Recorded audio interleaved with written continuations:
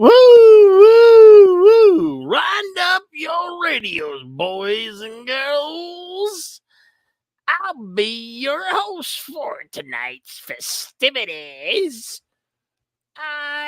This is just a hangout, or maybe sing some music. I don't know. How's everybody out there? How you doing? TV back on the YouTube. All right. Let's give them. Come on. Come out and play. Nope. I said play.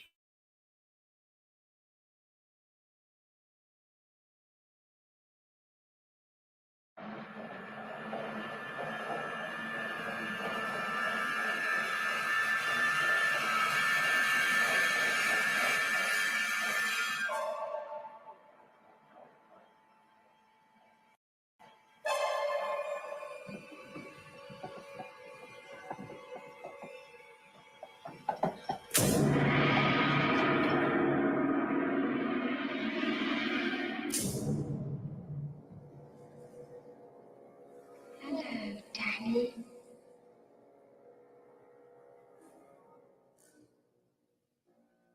Come and play with us.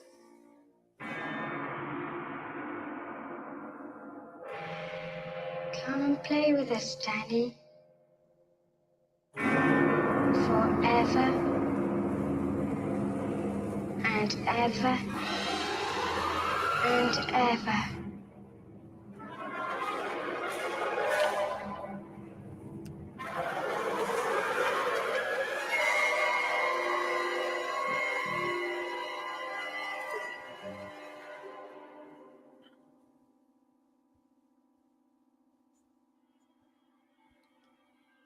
Yeah, I'd be covering my eyes too.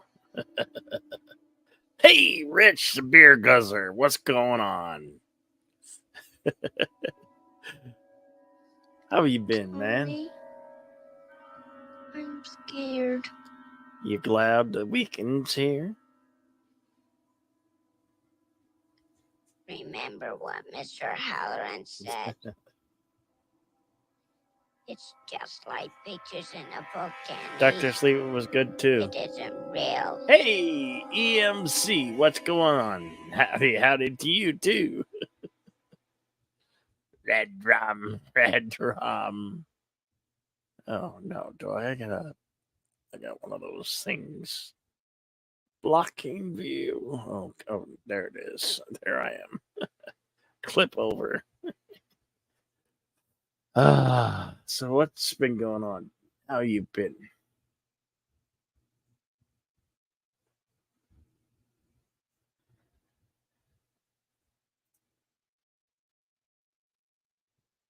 Uh, kind of, sort of. Yeah, I did. I found a way. I found a way.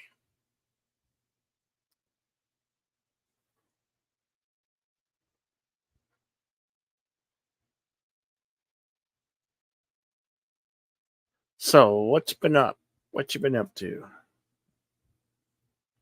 I slept most of yesterday. I'll be honest. I was so tired from doing things. You know how the week can wear on you.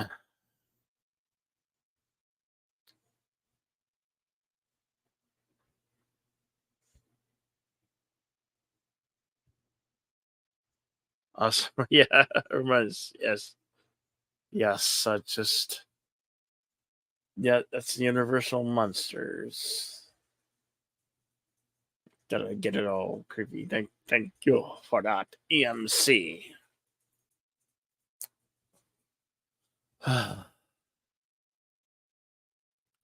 It's good to be back on the YouTube. Would you like to hear some creepy music? I'll take request.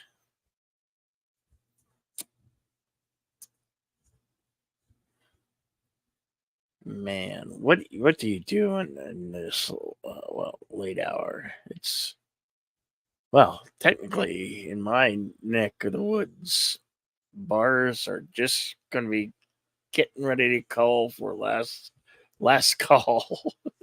I think bars. I haven't been to a bar in like forever, but I think last I know last call was around 2 a.m. and it's almost 1:30. So I think I don't know if it's when they do last call 1:30 or 1:45. You remember that movie that came out in 1984, Terror in the Isles? They would show it every Halloween, full of stuff. Is that is it movie is still on YouTube? Really? That's cool. I did not know that. Thank you for your words of wisdom, Rich the Beer Guzzler. So, Rich the Beer Guzzler, what's your favorite scary movie? No, I was actually going to ask, what what ale do you drink? What's your favorite ale or beer or stout? You know, and is it just beer, or do you like a bourbon or a whiskey or tequila? I don't know. Let me know. I'm drinking some lemon coke right now.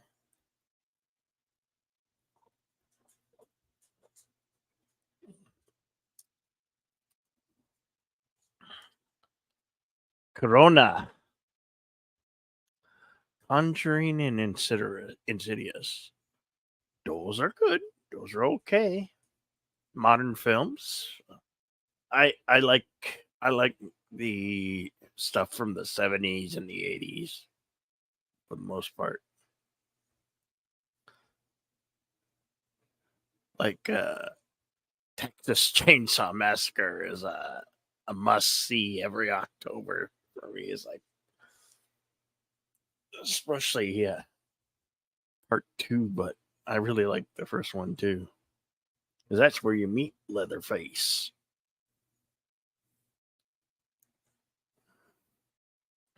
You like all beers. Your favorite is Tete. And you only drink liquor on special occasions. Yeah, me too. The occasional rum and coke or JD and Coke.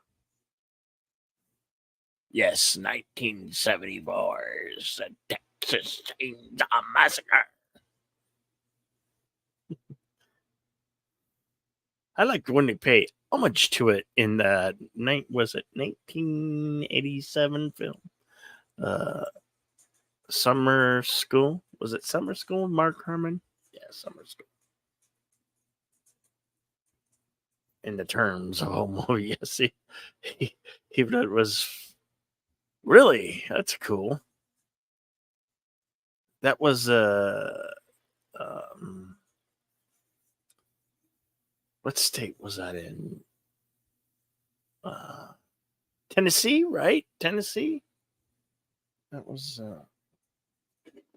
yeah, I believe Tennessee.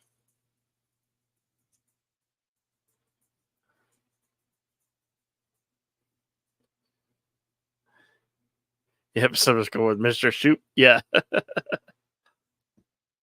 Speaking of New Zealand, have you seen the film?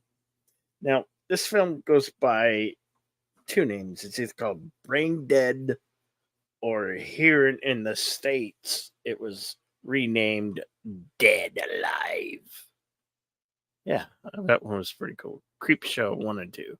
I really like the first one. Second one's all right. I have never watched the third one. They have a on AMC. They have a Creep Show the series that's actually really really good. I think they've had 2 or 3 seasons. They did like a holiday special. It's really cool. plays homage to that original George Romero, and that's one that Stephen King was in. He played the bush that keep on growing.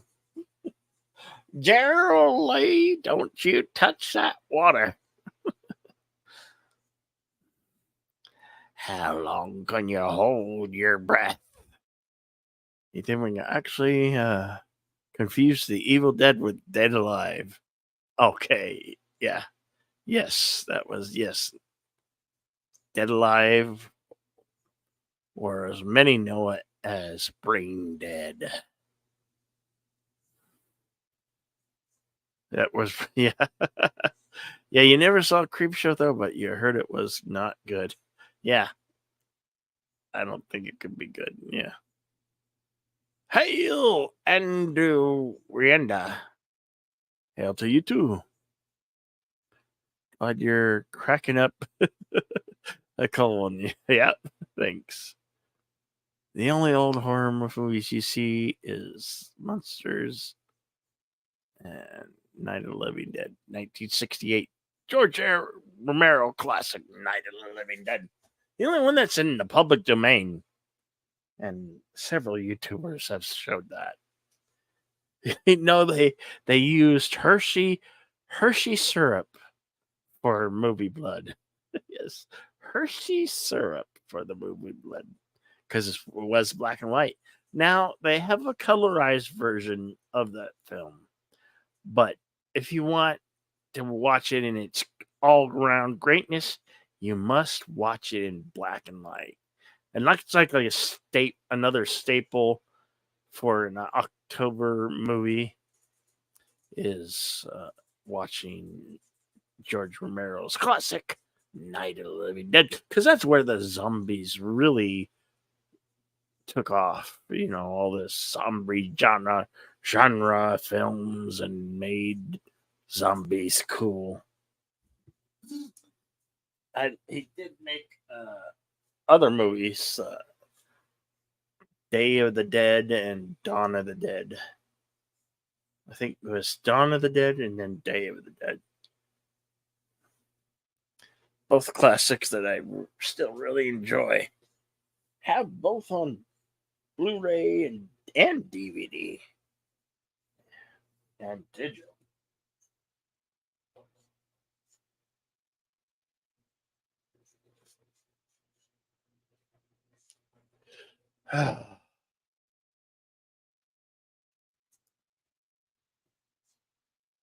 You memorized the Day of the Dead, honestly. One of your favorites. Cool. Very cool, yeah. And welcome, Rich the Beer Gusser. How you doing? Hey, what's up, man? It's been a while, bro. How you Yeah. been? How you doing? Yeah. Good? Yeah. All right. I actually saw all this horror stuff. I mean, so you're a big fan of horror films? Oh, hell yeah. Oh shit. Well, I mean, I'm not that big of a fan of them, but I do like the old school ones. Like from the '80s, the '90s, and Yeah. the earlier ones too. Yeah, like the black and white ones and all that stuff. Yeah. Yeah. I really wish I could get, excuse me, my little brother on this panel. He's 38 years old, right? And dude, he's a horror fanatic, bro. He knows. You can name the fucking title, and he'll tell you about the whole entire movie, man. I mean, dude, he collects all the masks and all the DVDs and dude. I mean, dude, he has all kinds of horror shit, bro. Yeah. You know what's He even dressed. cool? They have toys, like Oh, toys. yeah. You can get like really cool. Like I even have do you remember the 1990 film Darkman that Sam Raimi did? Oh yeah, yep. I Darkman, yeah. have Darkman. Wow. Showbiz Toys did a thing on him, and I got him back there on my shelf. You can't see it because I haven't got a camera hooked up. I actually need to get a new camera. Oh, I'm having okay. issues with my new camera, with my old camera. Oh, Hey, when I was a kid, dude, like I think, well, not think, but the movie that actually scared the shit out of me when I was growing up was The Exorcist, dude. The one from the '70s. That oh just, yeah, oh yeah. man, dude. That's But another. That's another oh god, staple that you got to watch like almost every October or every other October or something. I've only seen it like maybe about 3 or 4 times because I don't want the nightmares, bro. No, I but don't look, get I don't get nightmares from it anymore, but it damn. did scare me when I was a teenager when I saw it for the first time. I saw it when I was a kid, though, dude. I was Yeah, like, oh yeah. my god. No, but you know what though? See, because look, I've seen movie reactions or even my own friends, right? Their kids laugh at it now, but I tell them, Mhm. look, you guys have always had social media, all these, high tech, you know, um, games now, right? Like, Xbox, PlayStation, all this kind of shit. So you guys Mhm. are used to seeing all this gore shit, but back in the day, we didn't have that kind of stuff, man. So Right. like when we saw that, I was like, oh my god, especially when her head fucking turned around and shit on the bed. What the Yeah. fuck?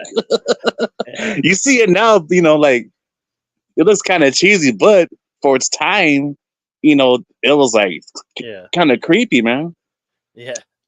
Yeah, Yeah. yeah.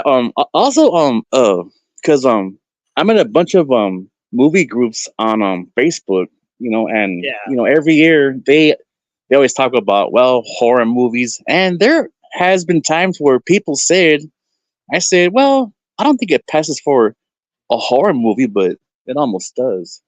The Terminator, because I mean, if you think about it, he's trying to kill Sarah Connor, so that's kind of like Yeah. not. I mean, Over kind of like not. Yeah, yeah, yeah, yeah. But when you mentioned Summer School, I haven't seen that in Yeah. so long. Yeah, when what's his name? His buddy I forgot their names and shit. Chainsaw Yeah, in the movie. Chainsaw and they they had that movie on an old school reels like on an Yeah. old school reels. That was badass, man. Yeah. I'm Yeah, I'm yeah, it's all good, Chainsaw bro. and Dave, and we'll see you at the movies. Yeah. Hey, Classic. have you ever seen that? It's still on YouTube. That and they actually did a pretty good job with that film. It's a real short film called Michael Myers versus Jason Voorhees. Did you ever see that shit? No, That didn't shit see looks that. badass, dude. You should check it out, Is it like man. a fan film? Sounds like a Kind film. of. Well. Actually, they use uh actors in it, and it looks kind of like a independent film, but it's Mhm. but it's but it's really short. And dude, they were supposed to make a part two of it, but they never did. And I was like, man.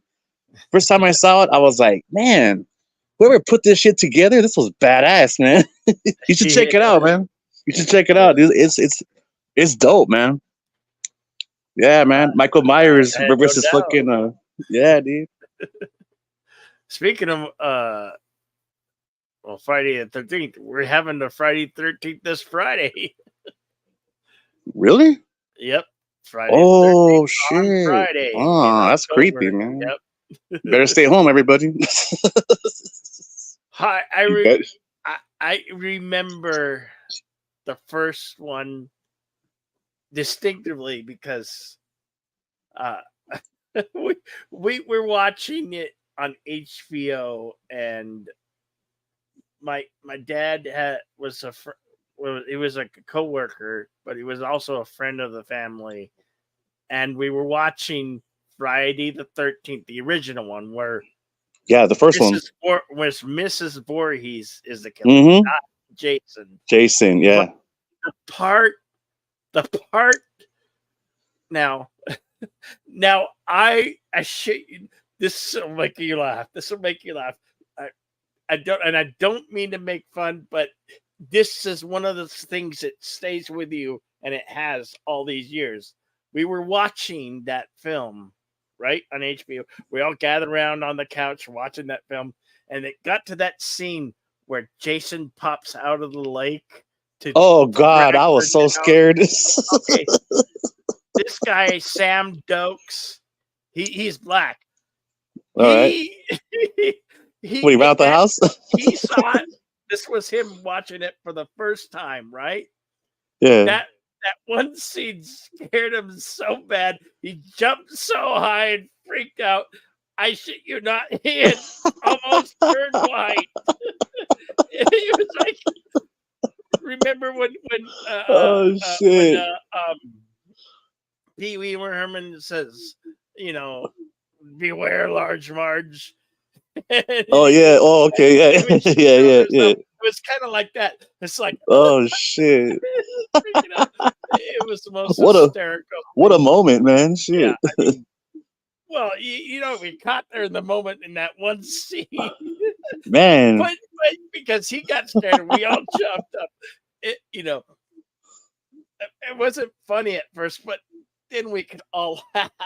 Because it's one of those things that, you know, when you've seen it for the first time, that's one of those things. Of course, yeah. It really, you know, because he pops, because the little boy pops out and drags her under. But the way he looked, though, like, I mean, he had like all this kind of like, if I recall, like all this algae like all over his body or something like that. Yeah, like. I mean, he looked just like something from like a different world and shit or something. Yeah. No, because you know what? I actually, because look, I remember when I was a kid, right? A lot of my aunts loved to scare the shit out of us for some reason, right? so they actually took me and my cousin Jackie and my mom and my godmother, right? They actually took us to go watch that movie at the theater. We're probably about 7 years old, dude, and I was scared shitless, man. I was like, "Mom, let's get out of here." She's like covering my eyes and shit. Exorcist or the Friday the 13th movie? Friday the 13th, but the first one. Yeah. Yeah, especially that part where that lady runs with that, was it a machete or some shit, and then she just fucking cuts her head off. Yeah. God. Where she finally gets back at Mrs. Voorhees and that head comes off. Yep. Hey, I have one. Look, I have one just for you, bro. Okay. When did Jason wear the hockey mask? Let's see if you know. Not until part 3. Ah, man, you know your movies then, bro. Yep, you're right. Nope. I've been on the planet for 51 years, and I've been watching movies since I was probably 5, or you know. Yeah, well, you got me beat, man, because I'm 47. So, yeah, man. My youngest brother, he's about the same age. All right, so we're all born in the 70s, homie. Yeah. All right, Yeah, 70s babies. Yeah, 70s. We were the last ones with thick skin, homie. Yeah, I know. Yeah.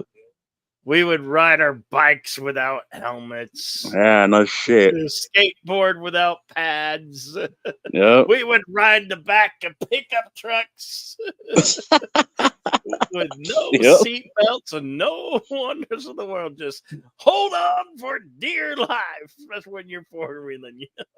Yeah. Then also, I remember those days where I'd be in the pickup truck with my uncle, and he has a tall can between his legs and shit. Tall can of beer driving. You can't do that shit no more, but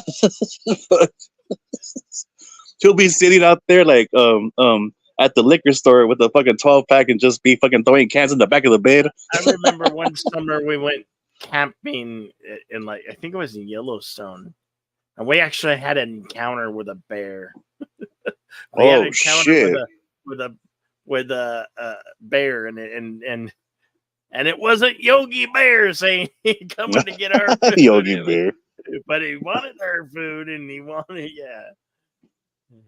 I think he got It, in one of our cabins and whatnot. But oh shit! Kind of like that being the fact that being the '80s, you always, when you always, be like, I'd use that to ploy to scare my brother, like, I was a nasty big brother. I scared him a lot. I was. It almost sounds like that movie The Great Outdoors. The big bear when he pulls a shotgun out and he fucking shoots him in the ass or that was funny as hell, dog. the lamp that just shot. Yeah, with a shotgun, yeah. Fucking double barrel shotgun. Big bear, big bear, chase me, big bear. Oh yeah, the big bad killer bear or what was his name? Yeah, I think something like that. Yeah. Hey, speaking of bears, I remember a long time ago, I think I saw this link.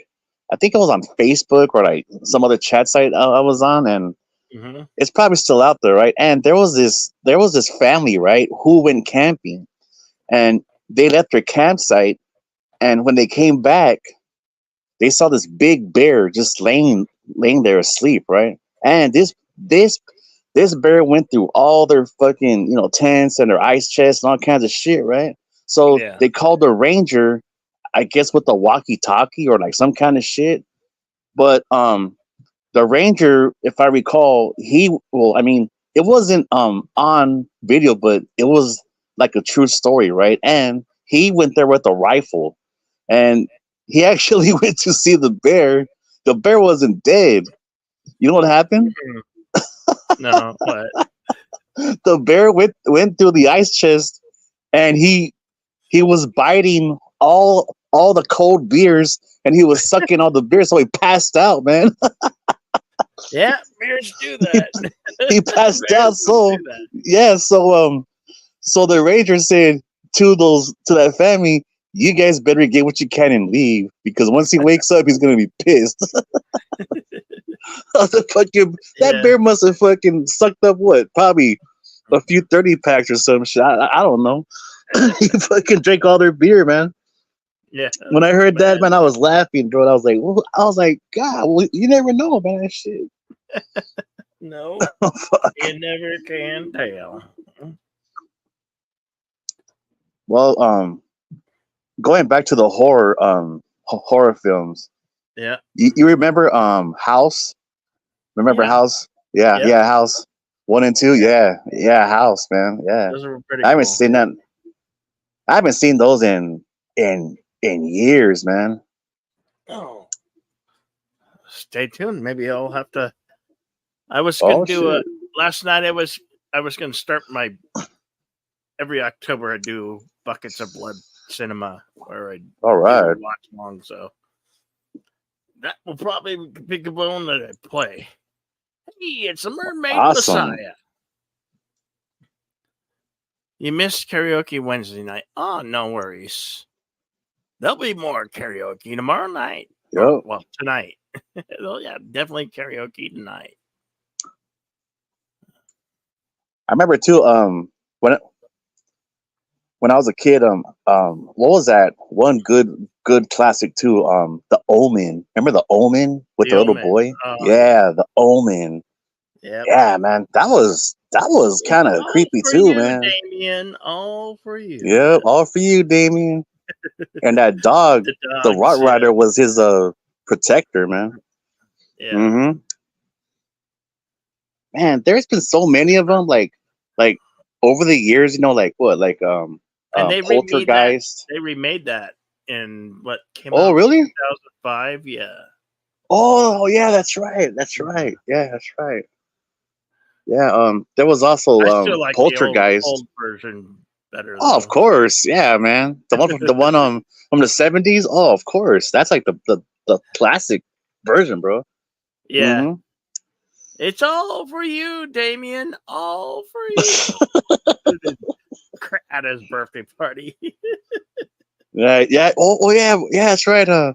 Like a dog told her to couldn't do it. And also, what was weird? Well, not weird, but it was kind of like kind of shocking when I was a kid Yeah, watching that's it. one of the 70s. No, See, 70 horror film. 70s had a yeah, great era of horror films. Last yeah. House on the Left. I Spit on Your Grave. The Animal V Horror. I can't I say Oh, it? Animal V Adamoville. Horror.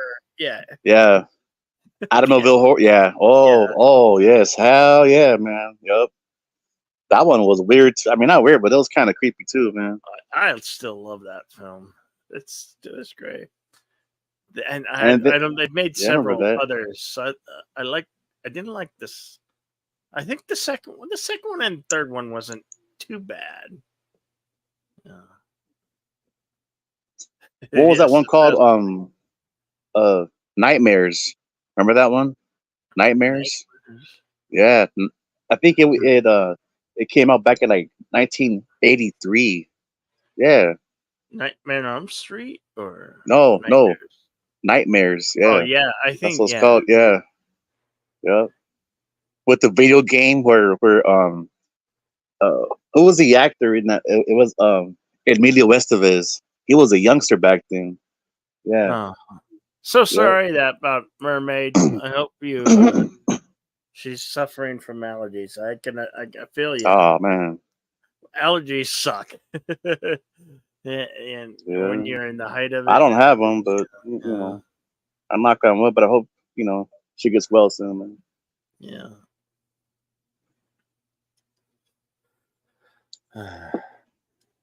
I'm just trying to like brainstorm what other like movies are like from that time. Oh, um the Ghoulies, Critters, the That's Funhouse. all 80s. Yeah. Yeah. What was that one called with that Santa Claus? Like he was a murderer and shit. Oh, Silent Silent Night. yeah, dude. That movie was creepy too, man. That was creepy as shit. Yeah. That was pretty classic. The Duel with that diesel truck. Remember the Oh yeah, Duel? that's classic. Yeah. Or the car. I think that Yep. long car. That yep, yeah, the car. Man, dude, you know your movies, Jedi Bill. Shit, man. Dang, you're old school, bro. You know. Hmm. Yeah, Uh-huh. I remember one.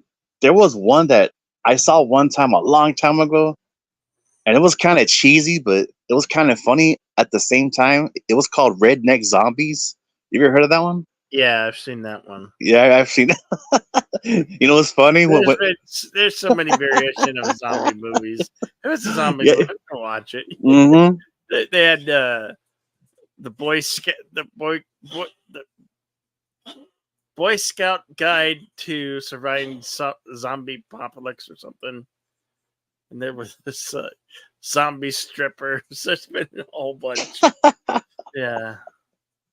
I remember in Redneck Zombies they're all like just chilling, right? And then this guy just pulls out a big old Ziploc bag of weed, and then he says, "Look, this is new." What do you say? He says, "New Jersey." Like what the fuck? That's probably some old Mexican brick weed, bro, from the border. That's what that probably is. Yeah. Redneck Zombies. Oh shit! I haven't seen that in forever, man. Oh, also, there was that one called Critters. Critters, yeah, fucking Yeah. yeah, Critters. Krites. Get the Krites. Another 80s staple. They made a couple of those. And of film course, from the 80s. oh, the Gate. 80, Oh 80, yeah, man, the 88. Gate. Yeah. Don't forget the Lost Boys, man. That was dope. The Lost Oh, Boys was yeah. badass. Oh, hell yeah. One thing about the Lost Boys, look, that was, you know what, vampire shit for its time. And then it got kind of strange, like over the years. I'm like, come on, man. The Lost Boys is like probably like, like one of the all-time greats, man. Yeah. What I'm trying to think of what other films, John like from that Carpenter made a cool film, and that was it was 90s, late 90s. Vampires. That was with James Wood. It was actually pretty good. Oh yeah, I remember that one. And also what was that one with Tom Cruise and Brad Pitt? Interview It with was a Vampire. yeah, yep. Yeah. I actually saw that at the theater back when I was a teenager. That shit was dope, man. Yep. Interview with the Vampire, yeah. Yeah. That was 1993 Damn. that came out. Yeah. I was like Did 17 you, years old, I think. do you remember? Did you ever see the People Under the Stairs? Oh yeah, yep, Yeah. yeah, Another yep. classic from the 90s. Misery. Remember Misery? Yeah. That chick was all obsessed with that guy and shit. Well, Kristen of Dunst course. didn't age well. Yeah. Actually, there was that one popular TV series called Quite all right, Tales Andrew. from the Crypt. Tales from the Crypt Yeah. was cool. Oh yeah, Yeah, I have the whole season, the entire series nice. on DVD. Oh, I got one. I got one, bro. Cat's Eye. Remember Cat's Eye?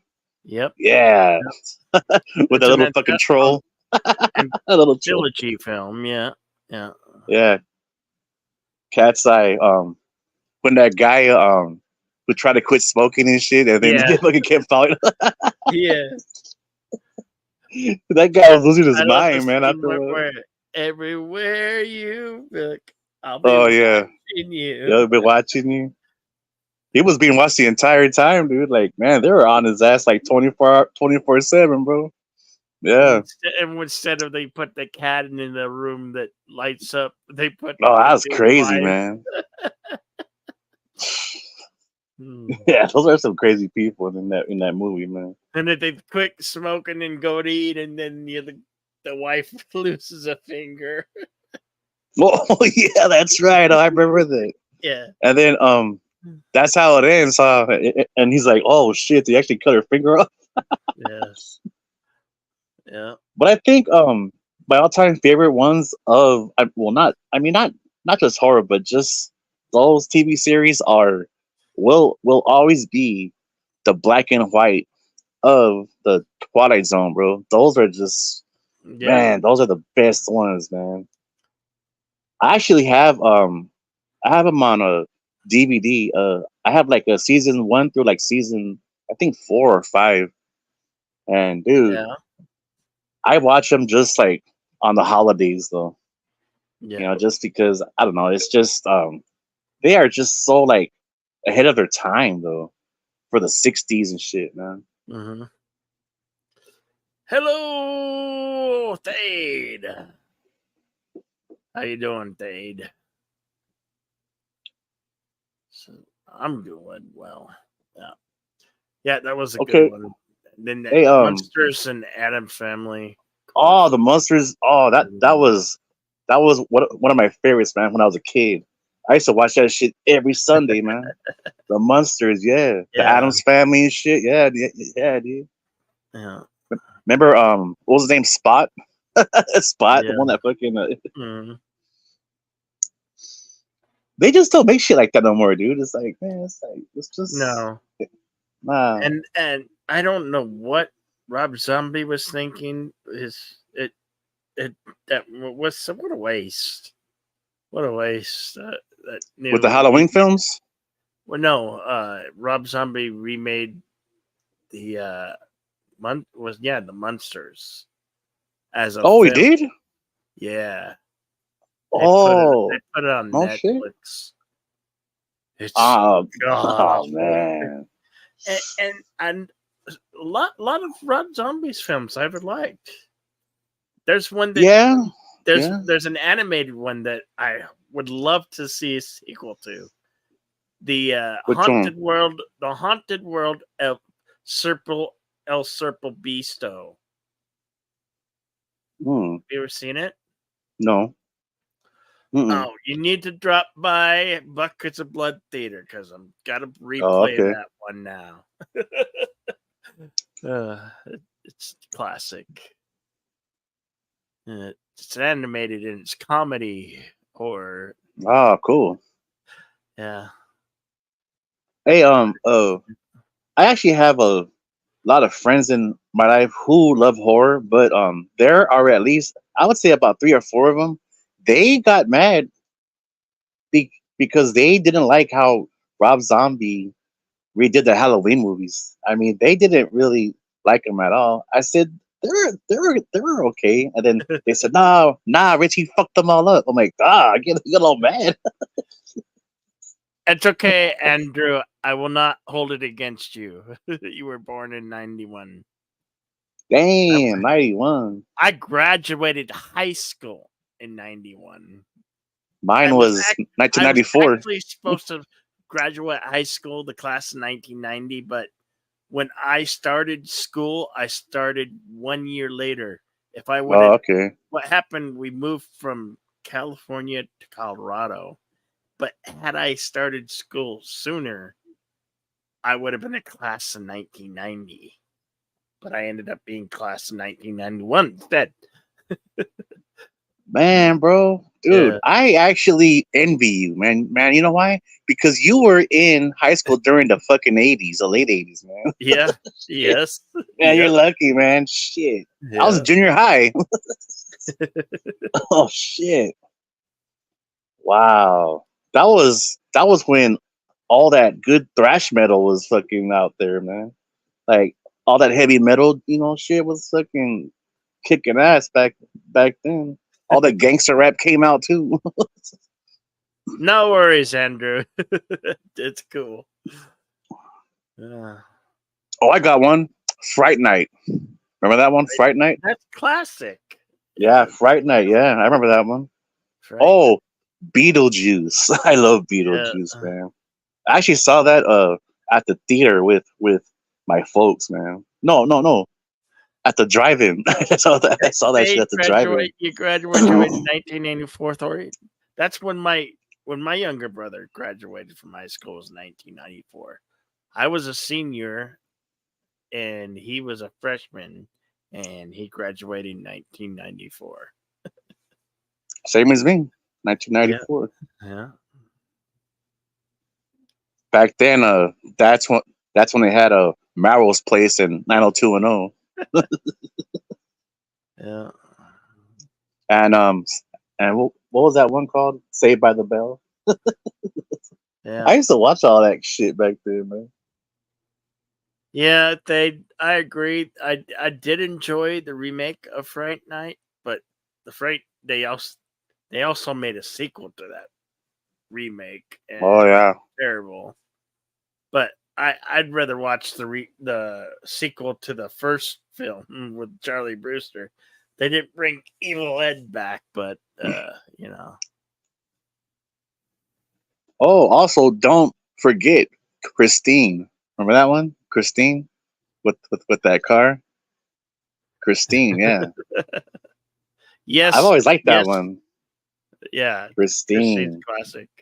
Yes, they there's plenty of room up here. It was a 1955 Plymouth Fury car. Hmm. Yeah, yeah. That's like a must watch. Christine, bro, showed me up. What a trip. One thing Yeah. about that car though, one thing about that car, like if you ever like notice, well, I mean, we've all seen it, but like every time it actually kills somebody, it plays all these old like 1950s and 60s songs, Yeah. like Yeah. all those oldies. That's creepy, Yeah. man. It's like, oh, that's some creepy shit right there. Whatever you do, don't piss off that car, man, because she'll fucking kill your ass. I love when they started calling them shitters because they actually set shit in his car. I'm glad they cut. Now Oh, they the cut yeah. that. Ended up cutting that out of the film, but there was a scene that where one of those guys who messed up Christine took a shit in it or something. Really? I think that's why. Oh, deleted Now, scene or I what? think Deleted scene? that's why when they showed the car on fire, when the guy gets run down and he's on fire, well, he was one of the shitters. I think Oh, yeah, you that's right. see that in a The deleted shitters scene. of 1978. Yeah. Yeah. Wow, man. Well, hey, I say, whoever's in the live chat, man, just hop on and let's just talk some horror shit. You remember?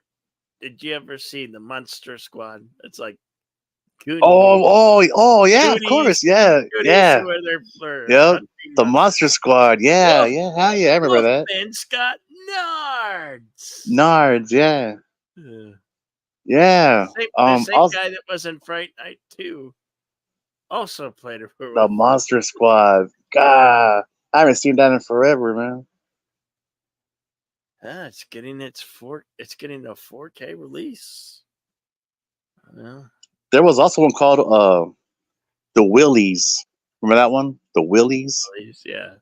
Yeah, the Willies. Yeah. Man, there's just been so many. Oh yeah. There was a lot of look-alike films and subsequent films. There was a like Gremlins / Ghoulies ripoff called The Munchies. Oh yeah, I remember that one. Yeah. Yeah. Stop the press! It's the Almighty. Hello, Hemmings. Hello. What about Jazzo? Hey, yo. I am the what's up, man? almighty singing cephalopod. How's everyone? How you doing, man? We're doing good, bro. I was gonna say, Rich, All right. it was actually a '57 Plymouth Fury in Christine. Oh, okay. Okay. Sorry, huge Stephen King fan. Also, No. it was John Carpenter, right? Yeah, well, the book that movie. Oh, okay. Yeah. Also, right. by the way, Bill, it was the guy who got ran down by the car while it was on fire that did take a crap on the he actually shit on the dashboard of the car. Yeah. But that was in the novel. That was mentioned in the book. Oh, not in really? The movie. Yeah. Also, okay. Another thing, Blumhouse, which is a current horror movie company, is planning on making a remake of Christine, which should be very interesting. Yeah. Well, actually, I would like to because look, have I ever read the book? No, but I would like to know how that car got possessed, though. Do you want to know? I can tell you. Go for it, man. I would love to hear it. Okay, so the old man that owned the car, the guy so in the movie they called him George LeBay. In the book, George LeBay was the brother of the man who originally owned the car. His name was Roland LeBay. Basically, what they did with the movie is they combined the two brothers into one character. George was actually a nicer guy, and he actually tells the story in the book of how Christine became possessed. So, Roly LeBay, the guy who originally owned the car, was an asshole. Like, massive, massive asshole. Spent all of the money that he had a wife and daughter. He spent all of the money they made to buy that car brand new in 1957. And he was in love with the car from the start. And he only cared about the car. He didn't care about his wife, didn't care about his daughter. Well, they had gone out. He bought it in 58, which was the year the car came out. Well, they had gone, him and his wife and the kid had gone, and his daughter had gone to go to the drive-through movie, and then they went to go get hamburgers. Well, the little girl choked to death on a hamburger in the car. And he didn't care. Wow. He cared more about the car getting messed up than her. His own Well, daughter? yeah. Jeez. Well, his wife a year later killed herself in the. Well, okay, so his wife wanted him to get rid of the car because their daughter had died in it. Well, Roland wouldn't get rid of the car. So a year later, the wife killed herself in the car. And he still kept the car. Well, the combination of the wife killing herself in the car and she was angry when she killed herself. So the combination of her anger and her suicide and then the daughter's death in the car possessed the car with a spirit, with Oh, a vengeful spirit. Well, wow. Roland Oh, became man. too old to do anything. He was injured on the job or something anyway. He was too old to do anything with the car. So he let the car go to shit in the yard, as you saw in the movie. Yeah. And that's when Arnie, in the 70s with Dennis, they found the car. Well, the car called out to Arnie because Arnie fell in love with the car. Mm. Uh, so Arnie bought the car. A week after Arnie bought the car, the man who originally owned the car died. Roland, the guy who originally owned the car. So his brother, so Dennis, the jock, started, trying to find out about the car because Arnie started changing because of the car, as you saw in the movie. You sure did. And Quick. Dennis goes to talk to the brother George, the brother of Roland LeBay, about the car. And George, of course, tells him the story I just told you. Mm-hmm. And George figures out that not only are the wife and the daughter part of the car, part of what's possessing the car, but when Roland died, the man who originally owned the car, he too possessed the car. Oh, wow. And he was the one who was causing the bullies that smashed the car in the movie. He was the one that went after them for hurting the car. Oh, shit. You know what? Maybe Yeah. I gotta read the book now. Well, it's a real easy read. The book is Okay. actually a real easy read. It's only about 400 pages. It's a really quick read if you're quick at reading. I am. It's not one of Stephen King's longer books. But yeah, it's a good book. There's a lot of detail in the book and that you don't get in that movie. That movie is actually pretty rushed. When you read the book, there's a whole lot more going on. Yeah. The movie, though it's a good movie, it's a great Carpenter movie. Carpenter did great with that movie. The problem with the movie is if you've read the book, the movie's like a clip show. Well, okay. Mhm. Like Yeah, it's like yeah. and but here lately, a lot of the remakes of Stephen King's stuff, a lot of the modern remakes of his movies have been really good because they put more detail into them now. Like, do you remember, Rich, back in the early '90s where it was actually 1990 where they did the miniseries for Stephen King's It? Yeah. That Okay, was that. Okay. they did a remake. They did a two-part remake, 2017 and 2019, I believe, where they actually expanded on that story. And the first movie deals with the kids, and then the second movie deals with them as adults. The first movie that deals with them as the characters as kids, is fucking phenomenal. Probably one of the best horror movies I've seen in a while. But yeah, as you probably noticed, Rich, I'm a huge horror fan. Yeah, I could tell. That's why I asked Bill if I could be up here. It's all good, bro. Yeah. So yeah, I'm a massive horror fan. In fact, I have my own YouTube channel where I don't have very many reviews up right now because I was doing reviews of horror movies and stuff, and then some stuff happened in my family. I had to drop off for a while. But I'm gonna get back to making my reviews because I've got a list of movies I've got to watch to review now. But I do horror movie reviews. So Man, dude. You know what? I would love to actually get my little brother on here. He's 30 years old, and dude, he's a horror fanatic himself. But he's not the type to hop on a panel, which I wish he would, because dude, he collects all that stuff, man. Like he collects like masks and all the toys and the DVDs and the VHS and all that shit, man. yeah. He's like Well, an expert on that stuff. what's really funny is when I was a kid. See, my mother was from Sicily. Oh, And you're Italian, huh? yeah.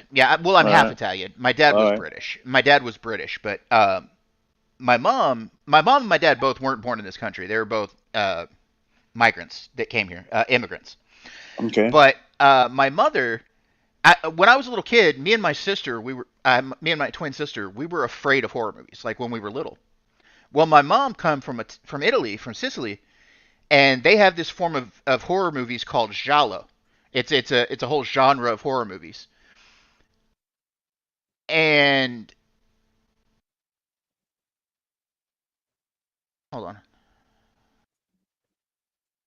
on. So anyway, we had my mom was into giallo movies. My mother loved Italian horror movies. Things like Suspiria and Zombie, which is actually based on Night of the Living Dead from the United States.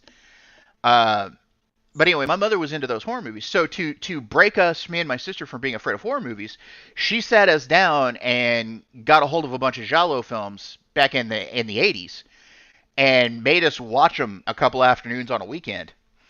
And that's where my love of horror started. It actually didn't start with American horror. It actually started with Italian horror, which Wow, cool. is actually very graphic. Like you think horror movies, you think horror movies in the States are graphic? Dude, you should check out some giallo films. Holy shit, that stuff's graphic. But anyway, so my Yeah. mother desensitized me and my twin sister to horror movies.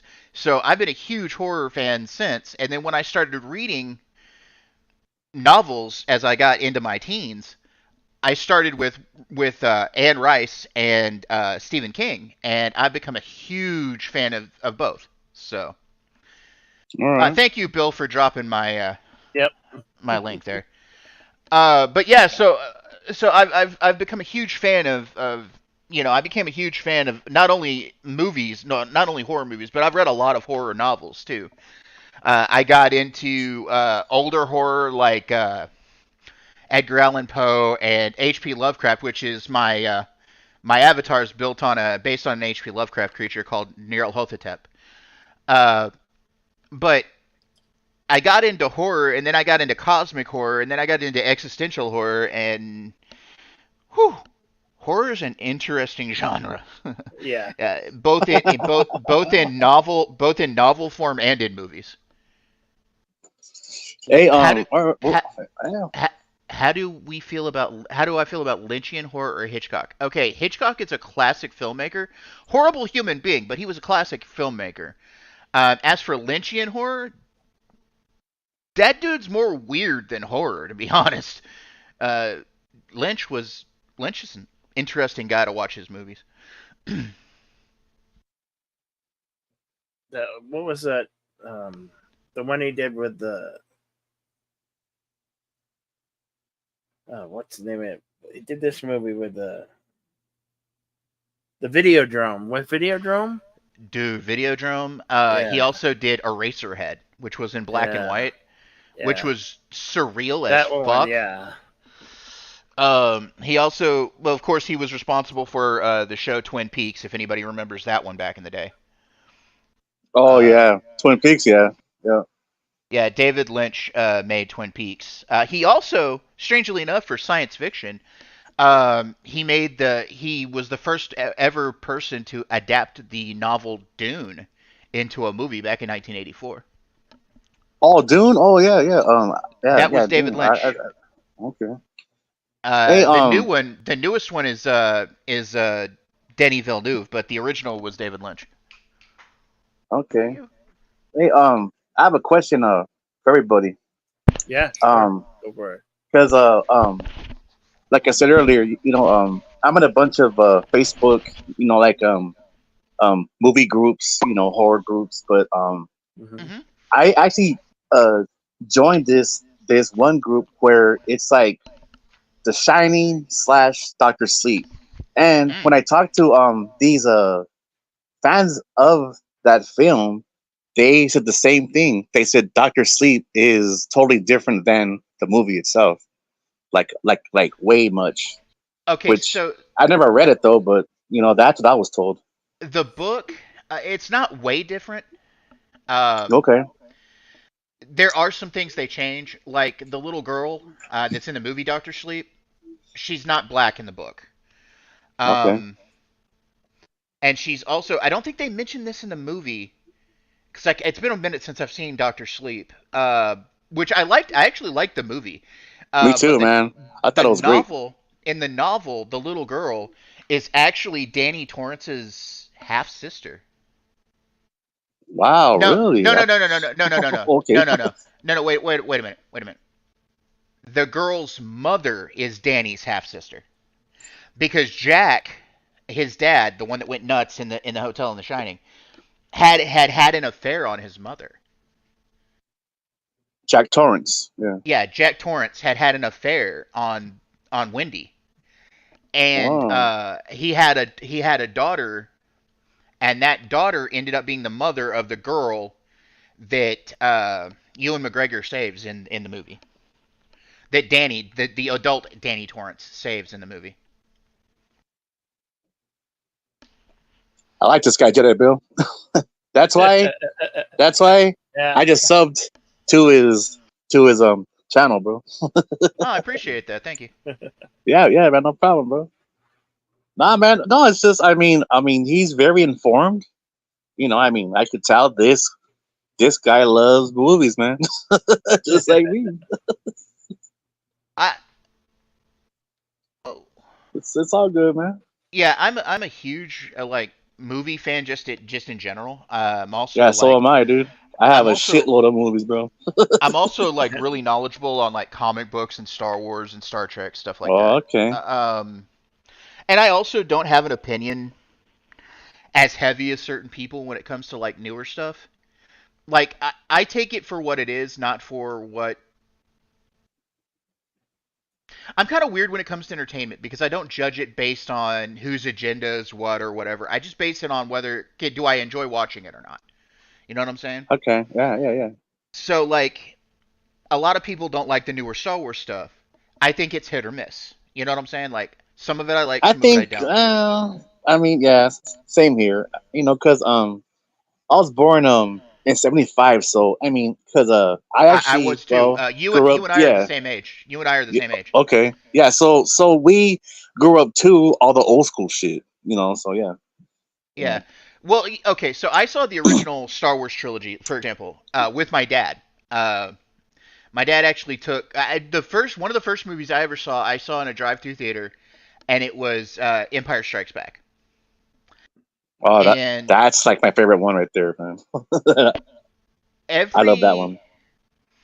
everybody, every Star Wars movie. I mean, the only Star Wars movie I did not see in the theater growing up, and as an adult, the only one I didn't see in the theater was the original because, of course, we were what 2 when the original one Oh, came I out. did, but I fell asleep as a Yeah. little baby and shit. But like Yeah, that's the yeah. only one. That's the only one I haven't myself seen in the theater. Um, and it actually this will probably make Andrew in the chat kind of upset at me, but I do not actually like Empire Strikes Back. Um, I Are you think it's serious? yeah, Wow. I think it's kind of well, okay. So it's not a bad movie. I'm not saying it's a bad movie. Okay, structurally, Andrew's right. It's structurally good, great. It's got a good start, middle, and end. It's a structurally sound movie. For me though, the story is just Too I don't rushed or what? I don't want to say slow, but there's only like sections of it I care for. Um, and it might be that it's the What's whole your favorite chase. part? So, Well, I love the stuff where Yoda's training Luke. Luke. Yeah. Uh, I love the stuff on Hoth beforehand. yeah. Uh, but that whole middle section with Bespin, with the exception of the lightsaber fight between Luke and Vader, that whole Bespin section, I could have done without it. Mm. Because the whole point of that movie, in my opinion, is getting Luke to train To be a Jedi, that right? he did with Yoda. Because storyline wise, he only trained with Yoda for like 6 months. Okay? Because Han and Leia and the rest of the Republic, the rest of the rebellion were running from their empire for 6 months. And Luke of course, left after Hoth, and he went to see Yoda, and then he left Yoda. He only trained with Yoda for 6 months. Okay?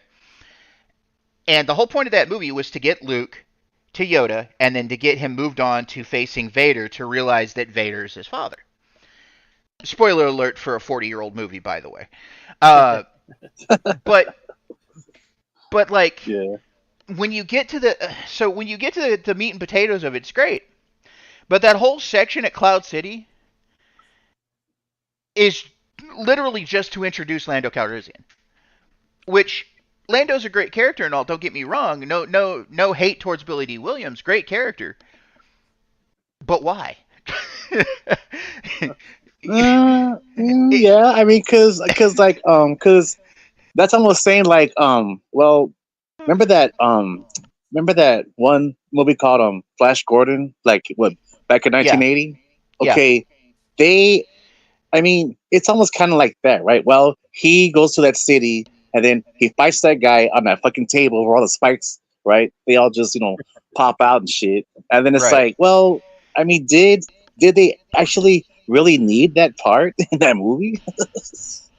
It was just thrown in there. Yeah, I don't know. and I mean, actually, yes, Andrew, it was. There was a complaint that there was not enough.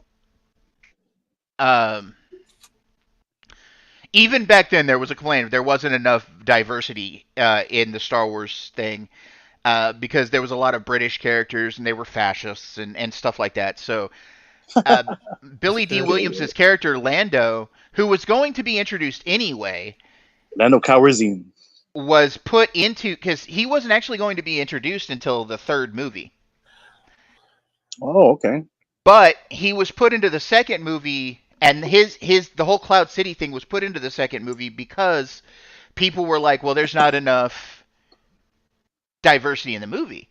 And okay, so I say diversity because today diversity is a bad word, and it shouldn't be. Yeah.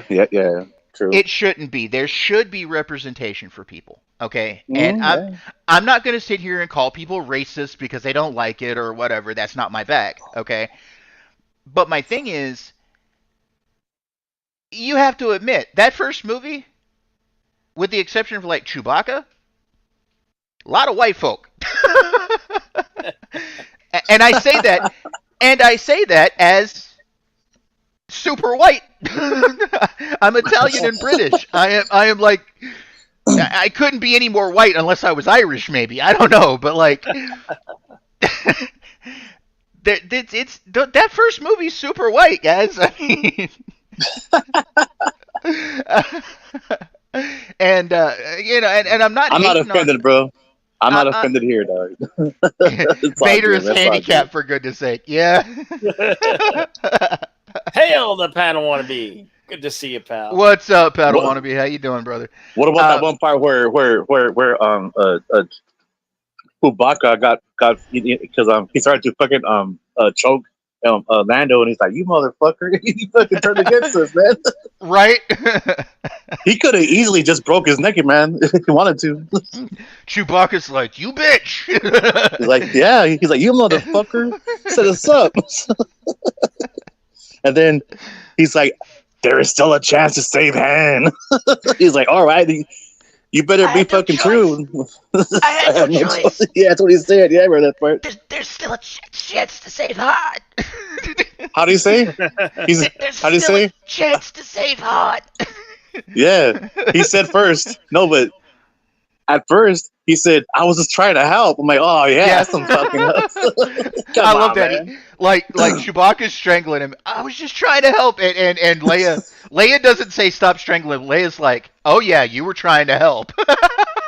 Right, Chewie? And then he's like, like that. I like that part, man. Then it's like, He easily then could have just fucking killed him right there, bro, with those big old hands he has. Yeah. Oh, that is the one where Luke Skywalker's hand gets fucking chopped off, huh? Yep. Yeah, yep. Yeah, And- this is and- his hand and shit. And also, the original plan, the actual original plan for Lando Calrissian's character, and this is going to blow your mind, but the original plan that George Lucas had for Lando Calrissian was that he was going to, that one of the stormtroopers was going to pull his helmet off, and it was going to be Billy D. Because you know how they talk about the Clone Wars, right? They mention the word Clone Wars gets dropped in the original trilogy. Originally, Lando Calrissian was going to be a clone from the Clone Wars. Wow. Yeah. So Speaking of the devil, George Ah, Lucas it's is in George! the house. It's George. What's up, George? Hey, George. Man, dude, George. one thing I'll say is this, man, is that, dude, this guy's a movie expert, bro. God dang. Well, you know, Thank you for the feedback, though, man. I am the singing cephalopod. So yeah. Yes. I'm actually not a human even. I play a human on TV. I'm actually a squid, and I sing. So yeah. We like when you sing.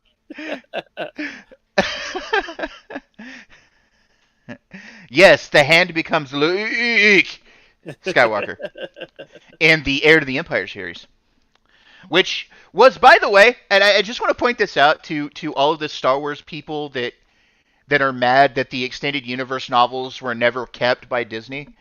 They were never canon to begin with. Even George Lucas said that those books were never canon. He allowed people to write in the Star Wars universe, but he always said if anything that comes in a movie that I create contradicts those books, they were never canon to him. So anybody who thinks that just because George okayed those books they were canon, they never were. He was never going to put those in his original sequel trilogy. None of that was ever going to happen, guys. Just saying.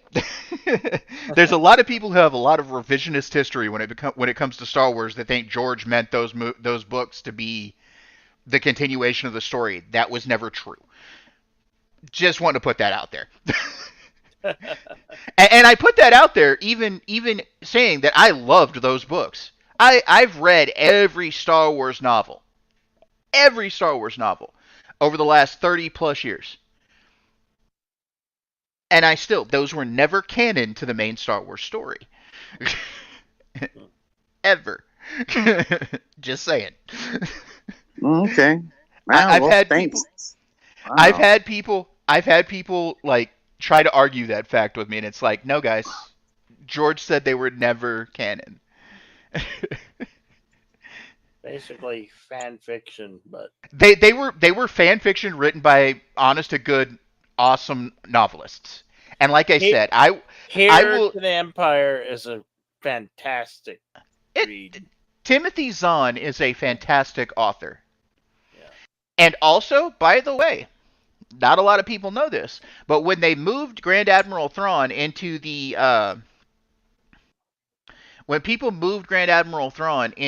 Rebels, the Clone Wars and Rebels cartoon shows, before George sold to Disney, when he was working with Dave Filoni on those shows, they actually had Timothy Zahn come in and work as a advisor for the character of Thrawn. So everybody that thinks that they didn't have Timothy Zahn on that is also wrong.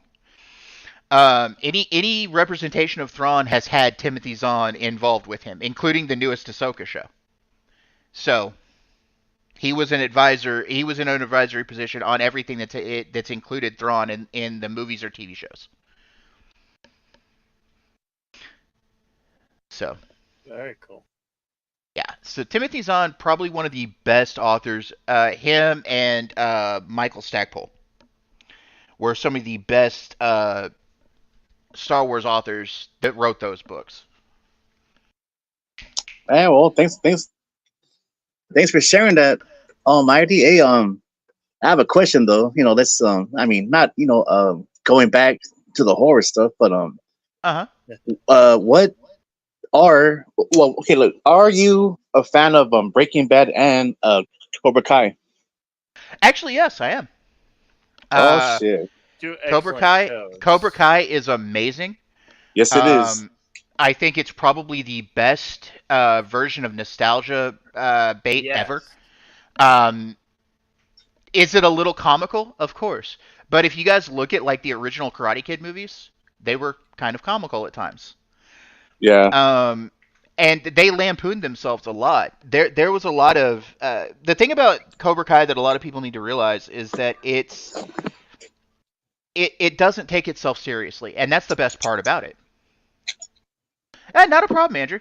But anyway, the thing about Cobra Kai is there's not a whole, it doesn't take itself too seriously. That's the problem with a lot of things these days. The only real problem I have with a lot of modern media is some of this shit takes itself way too seriously. Okay? You need to learn to laugh at yourself, especially if you're producing some sort of entertainment. You have to be able to take all things in stride. You have to be able to laugh at what you love and what you love to create as a creator.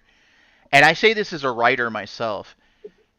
You have to be able to laugh at yourself and enjoy your stuff, not only in a serious way, but also in a comical way, also in a, you have to go through the emotions. And a lot of people, a lot of modern fans take these things way too seriously. Okay? Oh yeah, of course. Yeah. And I think that's honestly why we've got a lot of fighting in the fandoms, is because people have taken things way too seriously on both sides. I'm not saying just the one side or the other side. Both sides take this shit way too seriously. Yes, you are. Yeah, and you are right. This is coming from a person who has read comic books his whole life. I bought my first comic book in 1982 when I was 7 years old, and it was a Batman comic. People take this shit way too serious. Yes, I've seen it too, man. I've seen it too, like over the years, especially with the series, Terminator movies. The whole Terminator series. Well, once they just changed it up, well, all the diehard fans got pissed. They were mad. Here's the thing, and this is going to be a hot take. I actually like Terminator: Dark Fate, the most recent one. People said it was I don't shit. like the last two of them, bro. I mean, they're okay. They're okay, but they're not like the first two, though, bro. Well, you're right. You're right. No, dude, you're completely right. Those first two movies are fucking marvelous, especially two. Yeah. Two is an amazing movie. Yes, but I like the first one though the most. I like the original one. The first one's good. Now I will say this though. Let's do this. Let's get it. Dude, Sons of Anarchy. You need to watch Sons of Anarchy. That show is amazing, and so is Mayans. Hey, the follow-up show. What's up, Philip? Hey, wait. Look, going back to Cobra Kai. Okay, look, this is all I will say.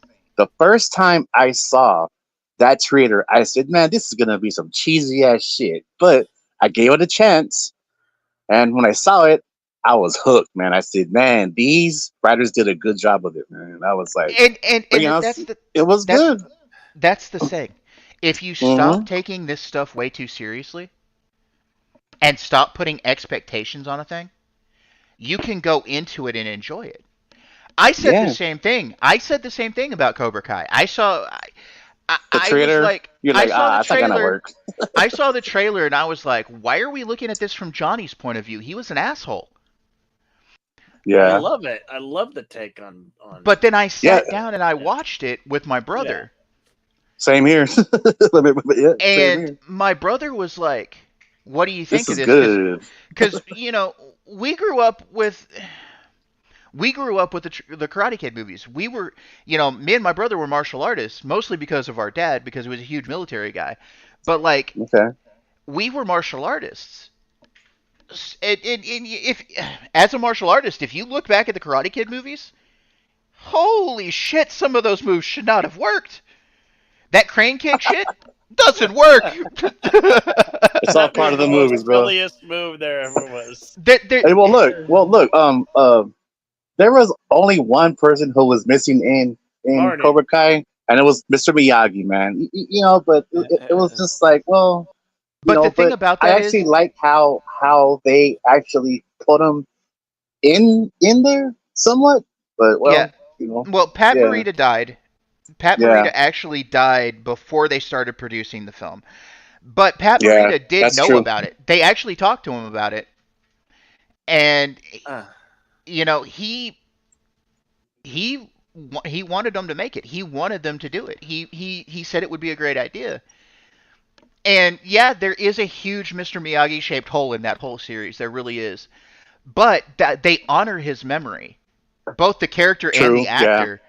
Both the character and the actor, they honor his memory the way they talk about his character. Like you remember when in this, I think it's the third season when Daniel goes to Okinawa Oh yeah. Yeah. Hmm. and Kumiko shows him the notes Yeah. The ones he her wrote. yeah, from her aunt to Mr. Yeah. Miyagi, and the way Miyagi talked about Daniel, you could almost feel Yeah. Pat. That. You could almost Yes. hear those letters in Pat Morita's voice. Yes. And when I first heard that, I was like, wow, I can't believe they actually brought that out there though. I I was like actually so I actually liked it though. uh, Johnny Lawrence is actually not too bad. I thought Daniel's character really showed. And that's the thing. Daniel And- was kind of a dick. more okay, than- so Yeah. so no. so before Cobra He was a Kai real came bully. He was a real bully. out. Okay, Remember so that before that video Cobra Kai, on yeah, on I was about to YouTube? bring that. He was I was about to bring that up Funny. actually. I was about Alright. to bring that up, Rich. Yeah. You know that video, they put that video out before Cobra Kai came out, and it got a lot of us Yep. thinking maybe Daniel was the bully. And Yeah. the thing is like you listen to Johnny's side of it when he's talking to Miguel, and he's talking about Daniel and his problems with Yep. Daniel. When he finds out Miguel's dating Daniel LaRusso's daughter, He said that's and- toxic or yeah. yeah, something like and that. when they're talking about it, when you hear it from Johnny's point of view, Daniel was the bully. Well, actually, he was after his own girlfriend too. Yeah, and that's the thing. Look, that's the best part about Cobra Kai is it tells you that the world is not just black and white. There's Yeah. It's not just good or evil. There's shades of gray. And that's one of the main points of that show. That's one of the major themes of that show. And it's shown in that show because, you know, you have characters that started out as Cobra Kais that become Miyagi-Do students, and Yeah. they go back and forth, you know, and you like the major character that did that was Hawk. Oh, of course, yeah. I love, like, out of all the characters in that show, I love You like his Hawk? character. I love his character arc. I love how he started out the bully. He started out being bullied and the quiet kid that was always getting picked on for. He was for a the split gamer, lip. right? Yeah, yeah. And then he became Hawk when he And he joined became a Cobra badass. Kai. He became a badass. But then when Cobra Kai became evil, when Kreese takes them back over and makes them into an asshole squad again. Yep. Okay, look. Okay, look. That is one thing also about Cobra Kai that I actually like, because they actually go through the whole storyline, which is actually long, but they actually show you why Kreese the way he is. Yeah, You know, and with the whole military shit. Yeah, and I mean, that's look, actually yeah. I but- don't Mm. feel that John Kreese is an evil man anymore. I understand, No. especially with my Why dad he- having He is the way he is. Yeah. especially with my dad having been military and fought in Vietnam himself, and the things Much that those respect, men bro. went, Much those respect. men who went what they went through in Vietnam. Oh yeah. Yes. You know, Mhm. all of those guys in different ways came back wrong. Okay, they Yeah. came back with issues. They Mhm. came back with Addicts or PTSD, flashbacks. Yeah. And Yeah. and the thing is my dad was an airborne ranger. He fought 4 tours in Vietnam. And he was career military up until 1980, probably 87, 88, you know. And so he was there for a long time with the military. Yeah, he Okay. joined he became a citizen of the United States when he was 15 years old. And then he joined the US military because he loved the United States. And he was in the military, I believe, from 58 or 59 to 88 or 89, something like that. It's like 30 years. Wow. He was a major. He was actually rank. He was an officer when he left. but yeah, I mean, like he, it was all Elizabeth Shue's fault. Daniel wanted that poon, dumb horny kids. Oh man. uh, most of my family was military, Andrew. So I yeah, bet I a lot of understand. Mine too, bro. Mine too, man. Well, Yeah. actually, Who wouldn't wanna get up mostly with on, well, Elizabeth Shue?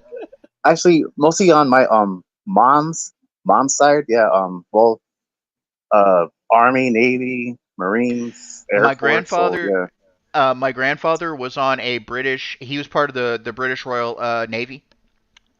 He fought at D-Day. He was on a destroyer out in the bay, shelling the bus as the Damn. guys hit as the guys hit the beach. My grandfather was wounded actually on D-Day. Um, my dad fought in Vietnam. My uncle was in the Air Force. He wasn't in combat ever, but he was in Germany a whole lot. Like a lot of my family were military, and it goes back like That generations, same here, dude. bro. Same here, bro. In I fact, I mean, have yeah. I have a relative on the British side of my family that actually fought against the Americans during the Revolution. Wow. A lot of uh, history there, bro. It's a lot of yeah, history. yeah, it's crazy. And my mother's side of the family, our family goes back. We fought for the Roman Empire, so you know, which did a hell of a lot more history there than on my dad's side of the family. Um, but the thing is like when it comes to like Cobra Kai and shows like that, there's hold on, let me see where I'm going to structure this. Okay, Take your okay. time, homie. Take your So time. it goes back to what I was saying about turning your expectations off when you look at a piece of media. A lot of people, I think, we overthink things too much. We overthink before we go, we look at a trailer and we're just automatically hateful or angry at something before we go and watch it. You know what I'm saying? Yes, I And sure do. and that's not a way to enjoy yourself, man. That's not a way to enjoy what you're doing. That's not a way to enjoy media. If you go and see a thing and it sucks, then by all means, man, that's your opinion and you're welcome to it. You know what I'm saying? But if you've decided that a thing's going to be horrible before you go and watch it, Yeah, you're well, not you're not giving yeah. it you're not giving a thing a Give it chance. a You know what I'm chance. saying? Yeah, you're gonna give it a chance. Yeah. Hey, um, it has been a while since I've seen a TV series, right? And look, uh, long story short, right? One of my female friends who I've known for a long time, Mhm. I told her, well, because no. Actually, she told me to watch this TV series on Netflix. It is called, well, it's called Virgin River. So I gave it a chance, and I was like, "What the hell is this shit?" So I gave it a chance, and I'm just almost done with the series. I mean, there's what 5 seasons of it, and I Uh-huh. started to watch the first two fucking seasons of it, and I'm just glued to it. Well, I mean, look, it is kind of like a love kind of story, but it's just Right. mixed with many different storylines with all these people. But it's Well, pretty cool. okay. Okay. So for with my fiance, she likes period dramas like Sense and Sensibility, Pride and Prejudice, that sort of stuff. Lifetime. That's good. And there's a show called Outlander, Oh, I've heard of that. and I haven't seen it though. she asked me if I would watch it with her. And it's normally not my cup of tea. I mean, it is about the country I come from. Well, Scotland, north of the country that I lived in growing up, which is Britain. But my she asked me to watch it. And at first I was like, I'm not so sure, but okay, cool, I'll watch it with you. I'll give it an episode or two. And she was like, that's all I ask. You give it an episode or two, watch it with me. Just give it a chance. Dude, I am 5 seasons into that show now. Oh shit! See, just the same as me. Well, With Virgin River, the same thing. because like they don't hit you with what goes on in that show, and there's a mystical and kind of almost sci-fi aspect of that show, there's time travel involved. Oh, cool. Like Back And to the it's Future and like it, Terminator. but it's not like technological time travel. It's done through magic. Oh wow, that's cool, man. And it has to do with like these standing stones that are in Scotland. And at a certain time of the year, if you touch the standing stones, it'll transport you back to a time in the past. Mm. And now I'm glued to this show.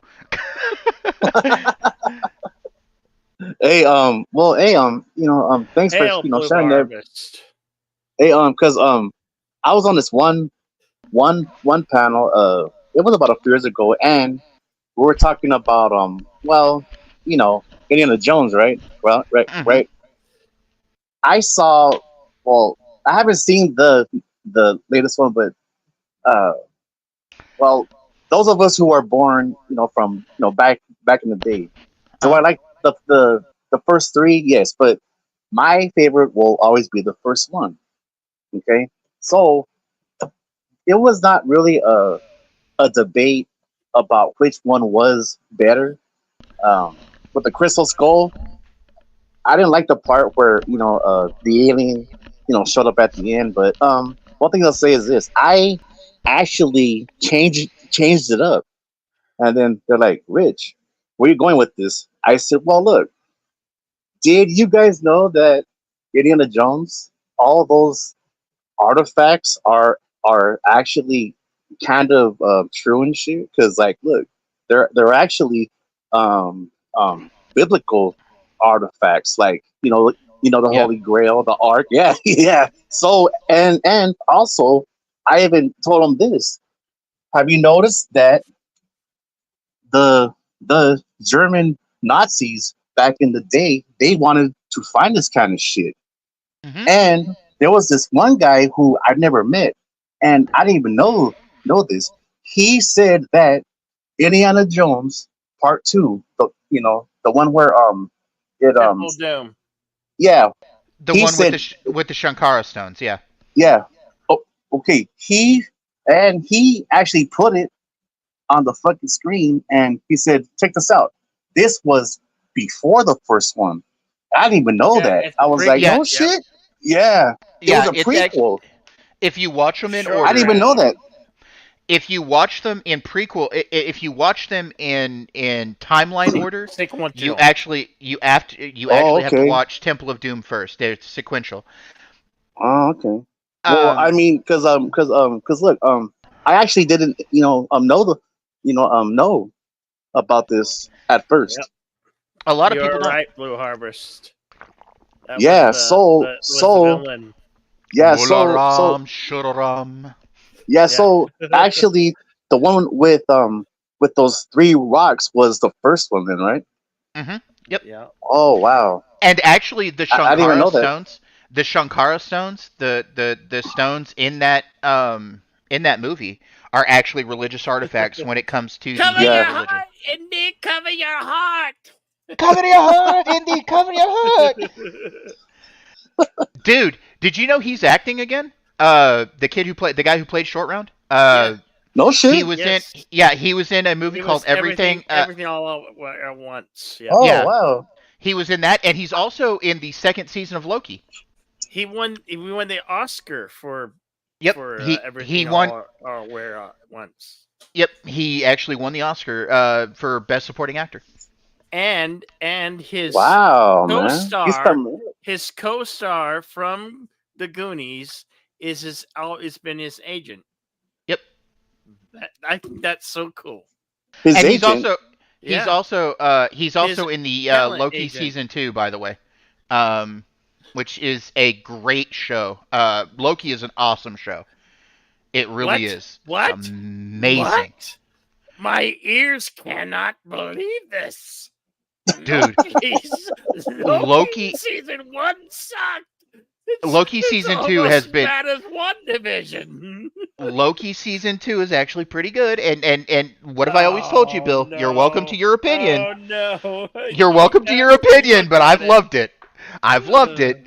Just because you didn't doesn't mean we can't. Some of us love things. I hate Loki, the first one. I don't now. I might have to look at this new one. Son The of a second bitch! second season, he's in it. The guy who played Short Round is in the second season. Oh. Hey, he has to be what? Not what? Like what? Late 40s now, or Early early 50s. 50s? Oh, Yeah, okay, he's okay. about my age. Yeah, 51, he's hold on, I'll tell you exactly here in just a second. maybe Oh, 52. wait, but look, was he that same kid in the Goonies? No, huh? Yes, he played Oh, that's him. Data Yeah. in the Goonies, yeah. Also, that is him. Oh shit. Yep. Blue Yeah. Harvest Toy says Loki's bloody brilliant. And he's loving it. Wow. Yeah. He's like McDonald's, he's loving it. How does it go? How does it go? I'm He goes, loving it. Slick shoes. Remember the shoes had Yeah. had the oil fucking popping out. Uh, That was badass. Ki Hui Shan, Ki Hui Kwan, who is the guy who played Yes. Short Round, is Short 52 Round. years old. That would make him born in 71. Yep, he is 52 years old. He was born August 20th, 1971 in Ho Chi Minh City, Vietnam. Thank you, Blue Harvest Toys. Hail from across the seas, across the pond. Ah, you're from Yep. across the pond, as He is I from myself Rockland. I myself grew up there. I was born in the States, but my dad went back to Britain for a while to handle business, and ended up growing up there for like 4 years. So All right. Hey, well, I was on this one panel. I grew up in Ipswich, wait. Blue Harvest, by the Okay. way. Hey, I was on this one panel where I mean, because like this was a while back, and like most of us, were drinking and well, hitting the weed and shit. But we had a huge debate. All right, okay. We all said, well, actually, it was my idea, right? Who would win, John Rambo or John Matrix from Commando? I was like, oh, here we go. I would say John Rambo wins, man. John Rambo versus John Matrix. What do you guys think about that one? Honestly, John Rambo. Rambo. Hand-to-hand combat? Toys, you I don't have know. an Knife excellent fight? channel. I hope you get some new subscribers. Your channel is absolutely awesome. Everybody should go subscribe to Blue Harvest Toys. He's a I great just YouTuber. subbed there. I just subbed Yeah. their Blue Harvest. But yeah, Well, I'll do it too, though, man. good. Like I said, if you just give, like we were making the point earlier, if you just give something a chance, you'll have a better view of things. I mean, you may not exactly like it, but if you give it a look, and you move on, and you make your own decision. I think one of the biggest problems today when it comes to people who watch entertainment, and this happens a lot because of YouTubers, and I won't name any names, but I've seen it on both sides. Because I've been around YouTube for like 3 or 4 years now myself. A lot of people will listen to somebody else before they decide to watch something. They'll get somebody else's opinion, like a critic or something like that. And by doing that, you cause yourself an issue. If you let somebody else think for you and don't think for yourself, then sometimes you miss out on stuff. And so I've always, I'll take somebody's opinion as an opinion, but I'm not going to let it stop me from watching a thing or not, Exactly. Yep. I'll Yep. simply listen to their opinion and be like, okay, cool, that's your view. Now I'm going to have my view. And like I said, me and Bill here even, we disagree on things. I loved Loki season 1. Bill hated it. Okay. I love some of the new Star Trek stuff. Bill hates it. But that's the thing. We can still be friends. And this is the problem. Yes, This is the exactly. problem that a lot of people in this day and age have forgotten. Just because I love something you hate doesn't mean we can't still be friends. Exactly, man. We can disagree. I don't know, Rich, if you were ever a nerd, but I had Yes, well, yeah, I had my somewhat. time I had my time as a nerd. Well, actually, I was kind of weird because I was an undercover nerd. Because I played football in high school. Yes. Exactly. Exactly. Opinions are like assholes. Everyone has one. Bill. That's right. Bill, for bloody sakes, man, say it right. It's not assholes, it's arseholes. But anyway. Arseholes. Yeah, like But look here. all right, well, But go look ahead, here. bro. Look, we we used to sit around at the table with our nerd friends and stuff, and we would chat about nerd shit. And if you had a buddy who didn't like the same nerd shit you didn't yell at him and tell him he was stupid. You just simply went, "Oh, I don't dig that so much. It's cool that you do," you know? Yeah, And like I used to hang out with comic book nerds because all through high school I worked at a comic book store, and you'd have guys that would come in and they were Green Arrow fans. I was never a Green Arrow fan, but I didn't shit on their opinion. You know what I'm saying? Like yeah. I didn't shit on a person for having an opinion. I am a huge X-Men fan. I know people who hate the X-Men. It's one of those things, man. Like I'm a Superman fan. I've got the I S have a shield confession. I've got the S shield on my right bicep. But I Damn. know people. I I love know people. Transformer movies. I thought There you go. The last two were exceptional, though. And a lot of the Transformers movies people hate because they're all Yeah, I explosions and know. everything else. Yeah. But you know Well, I what? don't. Oh well, hey, well, I actually like them. I mean, not all of them, but some of them they're badass. My actual favorite Transformers movie is Bumblebee. But Yeah. Okay. but if you look at the like to be friends, we don't have to like everything the same. Of course, yeah, of course. And there's certain YouTubers and I know certain them too. people in our sphere Yeah. that want to put us at each other's throats. Yes, I see it all the time, bro. And I don't agree with that. Do I listen to some of those YouTubers? Mostly because I just want to see what kind of crazy fucking opinion they have today. Yeah, Do I agree with them? No. But yeah. here's the thing. They create I know division. exactly what you're saying, bro. Yeah. They create Yeah, you're division, right. and then Yes. you've got hordes of these people. It's not the YouTubers themselves, man. A lot of those guys, they're performance artists. I mean, let's be serious. Yeah, or it is also the people in the live chat or on the panel too. Exactly. Yeah. Yep. But here's the thing. And Andrew says it well right Not there. all of them. Not all of them, but some of them like are. it's like the blind men with the elephant. Each one has a different part of the elephant, and they're all wrong or right. It does. It's a point of view. Everything is built on perception. And I think the biggest thing that a lot of Star Wars fans especially have forgotten is what Obi-Wan said to Luke in Empire Strikes Back. Many of the truths we cling to are built on our own point of view. Okay? Yep. We all have a point of view on things. We all see the world differently. And too many people, right and left, want you to see it their way. What I tell you, and what I will always say, is open up your own goddamn eyes.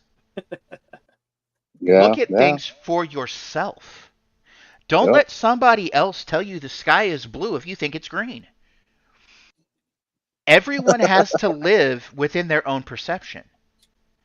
I don't see the world the way you do. You don't see the world the way I do. We may have agreements on some things, but you may listen to a piece of music and think it's the greatest art you've ever listened to, and I may think it's a steaming pile of shit. Okay? Yep. And then a lot of people also base their opinion of a movie on the actor involved. Oh Look, yeah, yeah, look, yeah, most people are assholes. Okay, just in general. We all have our moments where we're just not fucking likable. Okay? Yeah. I know this about Oh, myself. yeah. There's moments where you're just you. And I think in this day and age, we're too tribal. We've forgotten that. We've forgotten how to be just us. We've forgotten in the world of social media where everybody knows everybody's fucking business yeah. that you've forgotten how to be you. And I will say this as a comedian, as a writer, as a singer, as an artist myself. Be you. Don't let anything ever change your opinions. Don't let any other person hold on to your happiness. Because if you do that, you lose little bits of yourself as you go along. Yeah, I've seen it happen though to people on social media. Yeah, It does.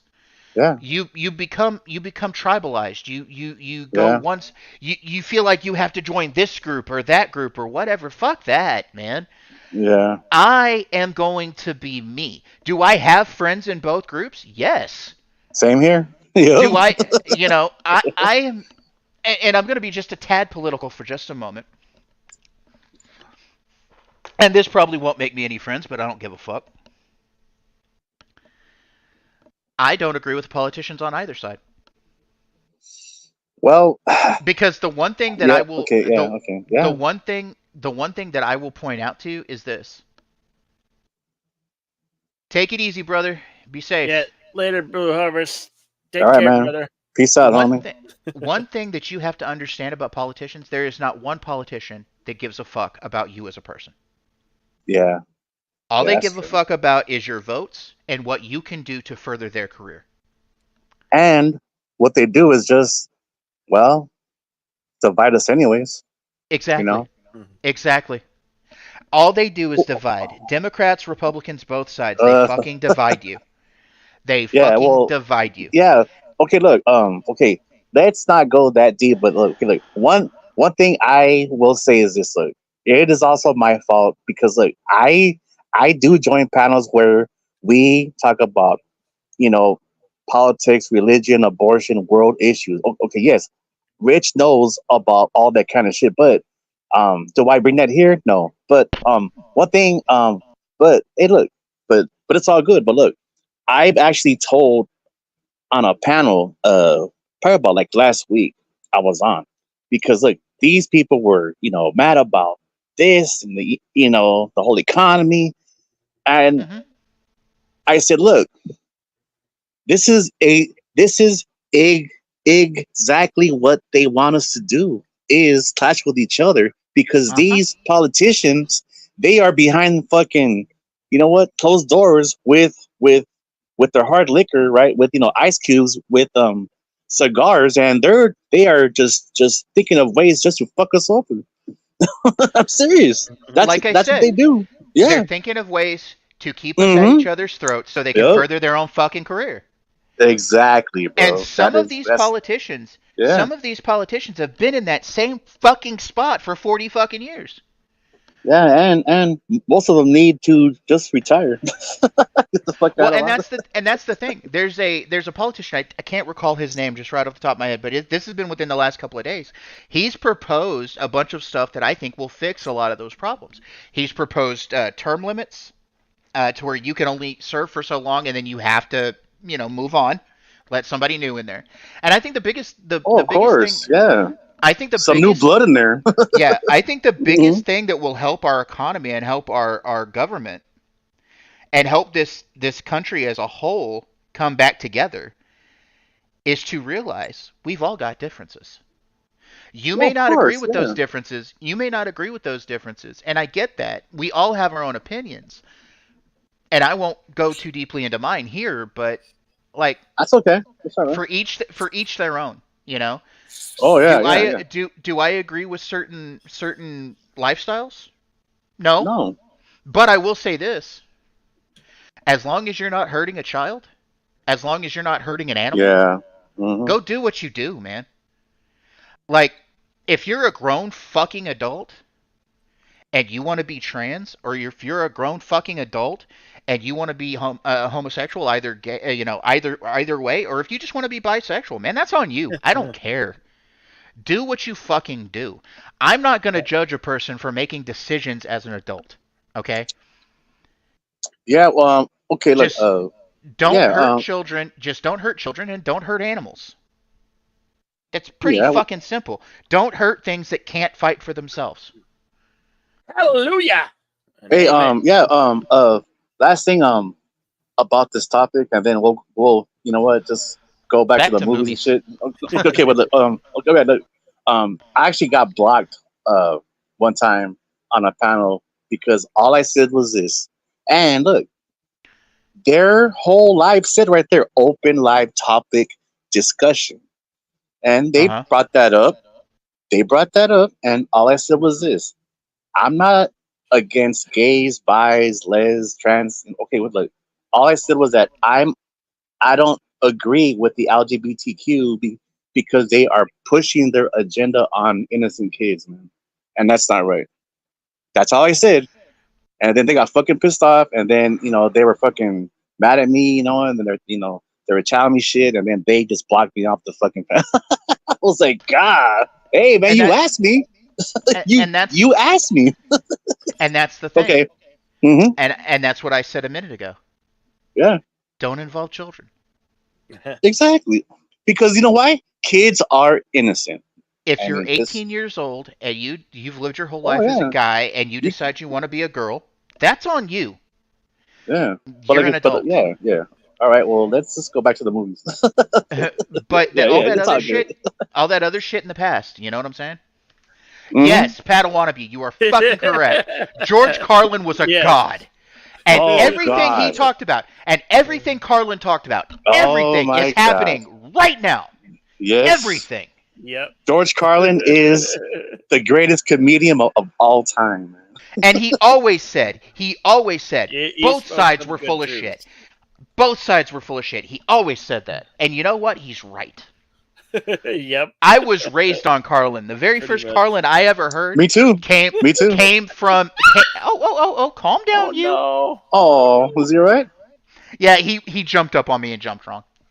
Okay. Oh. Yeah. George And Carlin blah, was blah. on a. I mean, George Carlin was on another level, bro. Like, man. I mean, that Very guy. first time. Sheesh.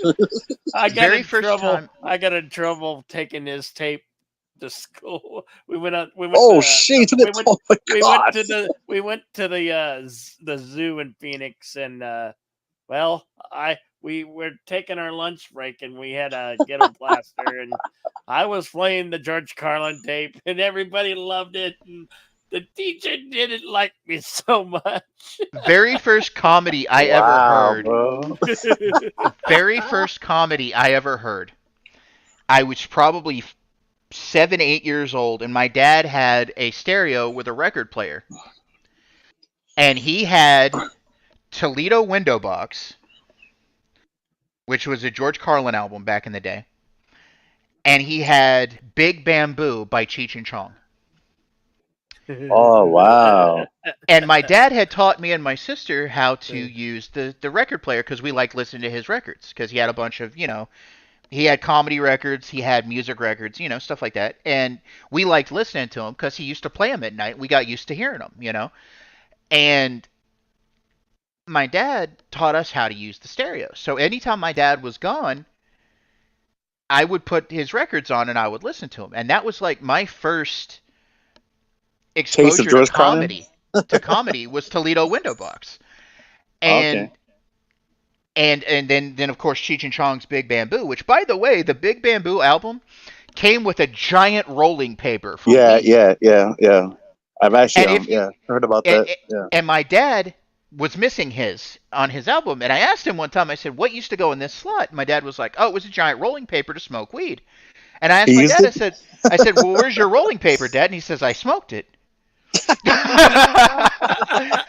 Did you know that if you find a copy of Big Bamboo was probably worth a lot of money.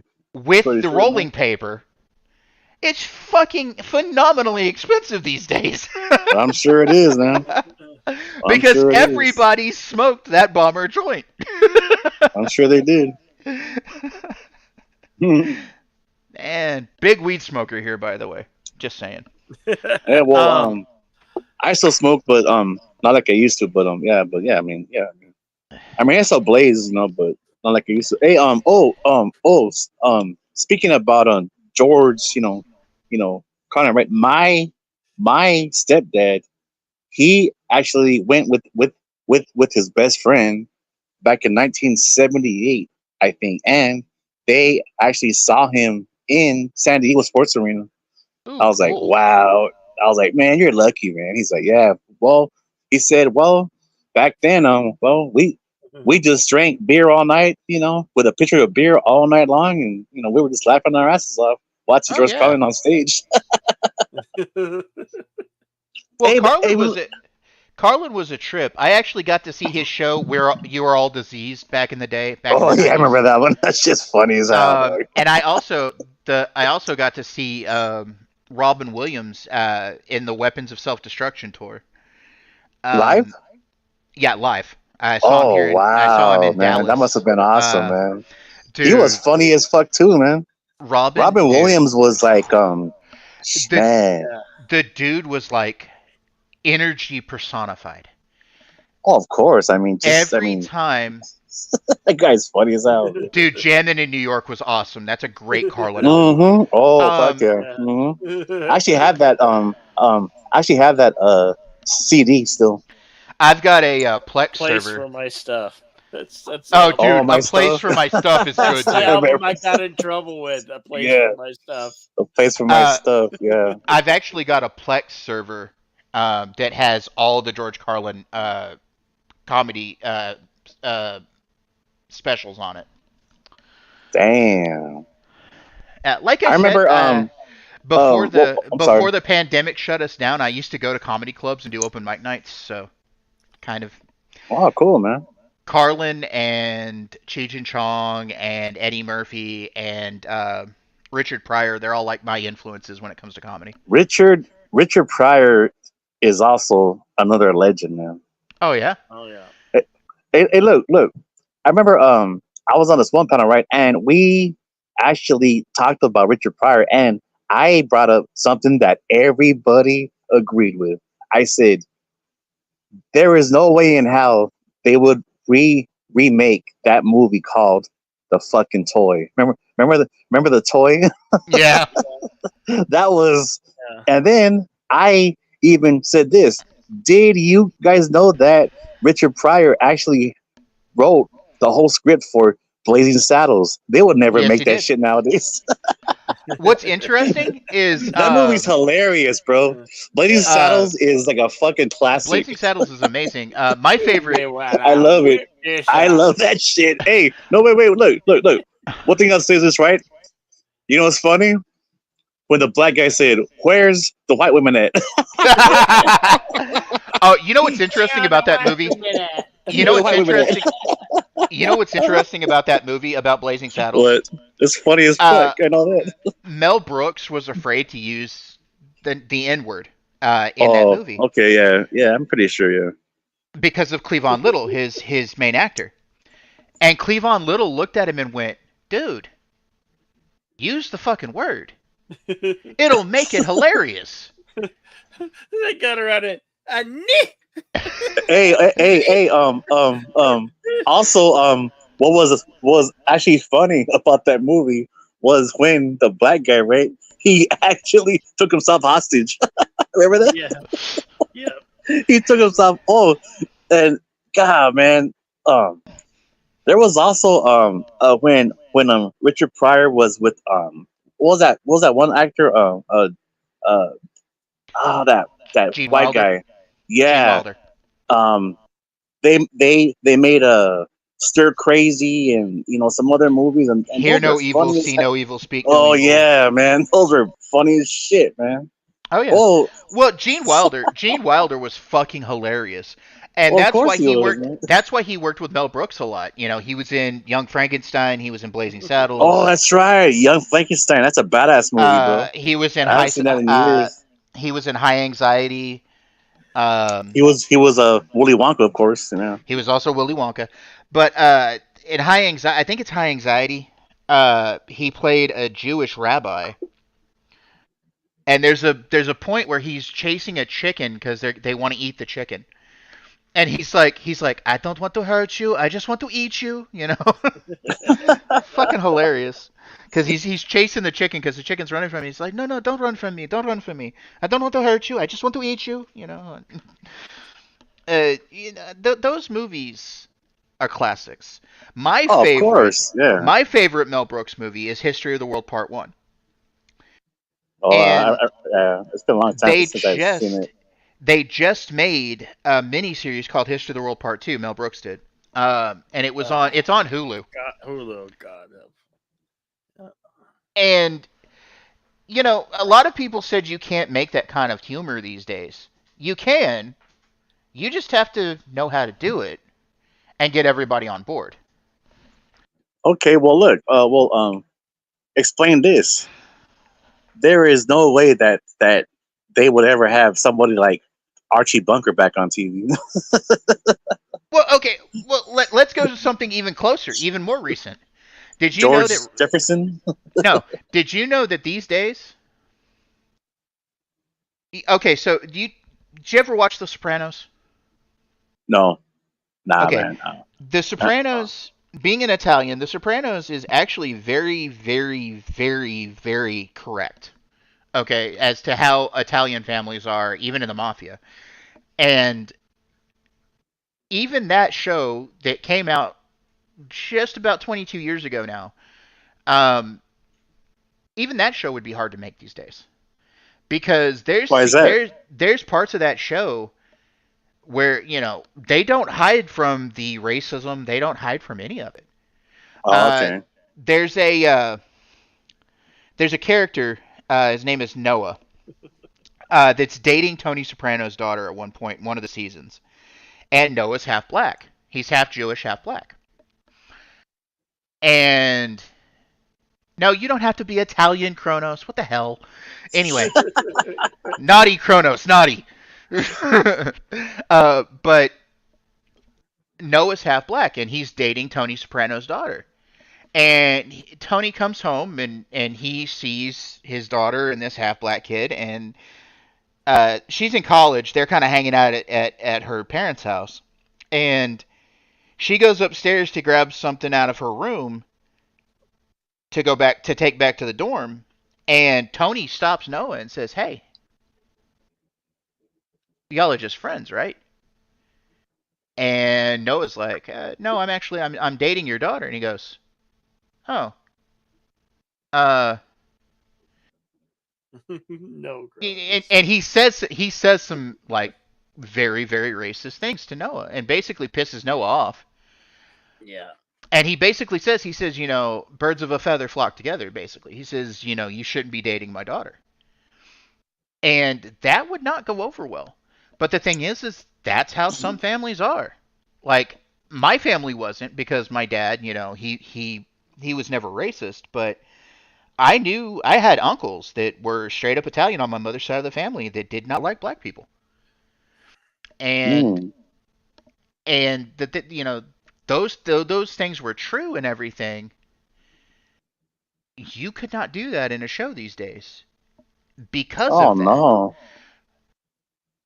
Hey, well, that almost sounds kind of like the movie. Ah, it came out back in the '90s. Uh, True Romance. Remember that one? Yeah, True Romance. Okay. Remember the part where Christopher Walken was gonna actually kill that guy's dad who was a cop, and then before he knew he was gonna get killed, right? And then he asked for that cigarette, and then yeah, he talked about the Moors in Sicily. yeah. Yeah. Look, if that was me, man, look, it is just humor. Okay, because look, I have thick fucking skin. Okay, jokes are jokes, in my opinion. But look, when he talked about the Moors in Sicily, how they Yeah. fucking, and then I was like, if I was gonna go out like that, I said, look, man, give me a joint, give me a cold beer, because I'm gonna piss your ass off before you waste me, dog. Funniest thing, you talk about the Moors thing and everything. Do you guys remember Kevin Costner's Robin Hood, Prince of Thieves? Oh yeah. Yeah. Okay, It's been a long time though. Unless I've you seen it you, though. you remember the part where Duncan, the servant guy that was blind, was sitting there talking to Azim, Morgan Freeman's character, and he says, he's saying, curse all Moors and Saracens, if not for their violent ways, Master Robin would never have left. And he's talking to Azim, and he goes, Azim, you seem like a good guy. What manner of nature is the name Azim? Irish, Cornish? And Azim looks at him and goes, Moorish. And Duncan's like, but Oh, that's the thing, though, man. Like, look, we are all different. Okay, of I course. hate I hate even calling like the different nationalities races, because the word race denotes a species. Okay, we are all humans. Doesn't matter the color of our skin. We all bleed red. Except for you, Okay. right? Well, okay. Again, Bill, I play a human on YouTube. Uh, Yeah. Well, look. There is only one race, and that is the human race, right? Exactly. What I was going to say is I hate calling, Hispanics or whatever. I hate calling everybody else races. We're all races this and we're race. No, we're all ethnicities. We Yeah, all come exactly. from Yeah, see? ethnically different backgrounds. We all are human. And that's all that matters. I grew up not giving a shit about the color of my playmate's skin. I did not care Same here, bro. Same here. because my dad taught us kids that we were all different. Okay? And nobody really is pure anymore when it comes to racial to ethnicities. Nobody's truly pure much anymore.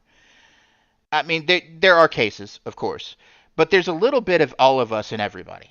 Okay? And if you believe certain religions, we all came from two people. And my point is, we're all human. We all have differences. The only people that are making these racial claims, this claims of racism, are people that are continuing to divide you. And just like we were talking about back Wow, to that's the a good point religions, right there. just Yeah, like we were talking about I going agree back with to the that. politicians, Yeah. the people who make claims of racism are only trying to divide you. Now, is there racism in the world? Of course there is. I face it every day. I live where I am the minority as a white man. Okay? 98% of the people who live in my apartment complex are black. I am the minority where I am. And I deal with people who don't like me because of my white skin. It was And same. Okay, look. that's true. Yeah. That's true. It is a destabilization tactic. It really is. They keep us at each other's throats. And now that has gotten into our entertainment. And I have always said as a comedian, because a while back we had all this problem with people getting onto comedians and, oh, you can't say that or you can't say this, or dude, I will say whatever the fuck I want to say on stage, because a Of course. comedian doesn't necessarily believe the things he says. What a comedian's job is to do is to show you the absurdity of life. Okay? And to do that, we have to shock you. I Of am never course. Yeah.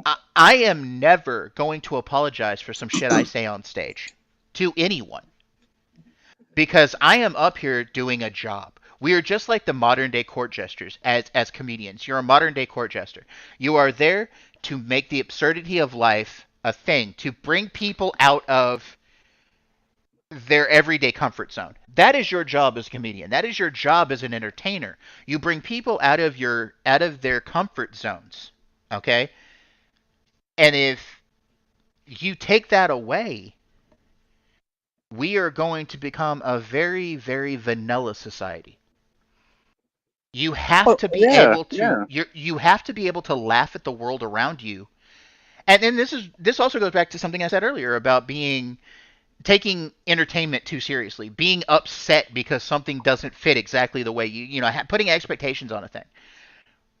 That is not a great way to live your life, and in fact, you're going to shorten your life doing that. You're going to shorten your life by hating everything around you. The biggest, stupidest goddamn thing I have ever heard is the term hate watch. Why? And I said this to somebody on Twitter the other day. They were complaining about the new Disney Ahsoka show for Star Wars. And the guy actually said this: I had to force myself to get through it. That's an 8-episode show. Why did you force yourself? If you didn't like the first 2 episodes, why did you force yourself to get through it? Yeah, it's true. Hey, yeah, look, everything you just said, I totally agree. And look, I've actually had, not all my family, but just very small handful, and actually some friends of mine, right? They said, well, I went to go see so and so at this comedy show, and man, that was messed up. I said, well, look, why? Why'd you go anyways? I said, look, you know what their fucking job is as being a stand-up comedian, going there, cracking jokes, and uh, and actually, what? Well, you know what? Offend the audience and piss people off. That's their fucking job. That's all I said. And then, some of my uncles were like, Exactly, Rich. That's their job to fucking crack jokes and talk shit to the crowd. If you can't handle it, then just don't buy a ticket." Exactly. Do you Tell, think that tell me I'm George? lying. No, you're not. And do you think that George Carlin gave a fuck who he offended? Fuck no, No, dude. no. Hell no. In fact, a lot of the time he would start his shows by telling the audience to go fuck themselves. Yeah, yep, yeah. And That's actually true. the reason you do that is you get it out of your system right offhand. You shock the audience right from the start. You hit them with the, well, fuck you, I don't care about your fucking opinion. I'm going to sit up here and do what I want to do. Hell, Bill Burr did it for Bill Burr at one of his shows. This is a famous thing that Bill Burr did. Actually, George Carlin was not a lib, but that's a different story for another time. Anyway, you know, Bill Burr actually at one of his shows, and this is actually famous. You can look up the clip online on YouTube. Dude tried to what's the word? Heckle Bill Burr, and Bill Burr turned him into a project for the last 15 minutes of the show. Like he went he went off that dude, man, on that guy. Yeah, the dirty words, the 7. Yeah. What were the banned words? I could say them, but I don't want to get Bill in trouble. That's right. Yeah. But here's the thing, though. Like, you have to shock your audience. You have to get them into the point of, okay, I just said fuck you. Yeah, sure. Now pay attention to what I'm really saying. Look at what I'm making you laugh with, because what I'm really saying is I'm telling you how absurd your worldview is. I'm shocking you out of your worldview so you can actually look at the word through my comedy, through the words that I say, making you laugh through something to get you through it. A lot of comedians, if you pay attention, tackle Life. very Yeah, like important life. things going on in life. They tackle the issues that are going on, but they do it in a way that gets you to laugh at them. So maybe when you go home later that day, you're thinking, "Oh, well, that doesn't bother me so much anymore." That's the point of a comedian. But that's also the point of entertainment. You have to just I don't want to say no brain it. You shouldn't no brain something, but in a way you should. You should walk into something and look at it with your own worldview. Oh yeah, I remember a long time ago. I think they actually asked that question to Cheech Marin and Chong. They actually said, "What is the hardest thing that you guys have to?" Oh, no, wait, no, yeah. They asked them, "What is the hardest thing to do as a stand-up comedian on stage?" And then Cheech said, "Make people laugh. That's the hardest thing to do." That's It what he said. is. Yeah, It's fucking difficult. I've yeah. done it. You have You to have to work figure the out. fucking crowd, man. Yeah, You have to yeah. figure out, and most of the time you only have 5 minutes to do it. Um, No shit. 'Cause- Oh, damn, I know well, that. when I go and do the comedy clubs, you get like a 5 to 8 minute set, okay? And if you're an improv guy like me, when because a lot of comedians write these huge notes and all this other stuff. I'm more like Robin Williams. Yes, he did, Andrew. He did bomb because the people in the crowd at SNL didn't think he was funny. And look, even funny comedians bomb. In fact, Yeah. nine out of Oh, six oh out yeah, of yeah. Mm-hmm. 6 out of 10 shows, you're going to have a bad night. Okay, you're only going to hit 4 out of 10 times. Okay, I experienced that. Like I was open mic for a month at a place, and I was on 2 nights a week, and I would maybe get one day a week, one good day a week. One day where everybody was laughing. The other day it'd be like the crowd was dead or whatever. Man, you can't be on point every time.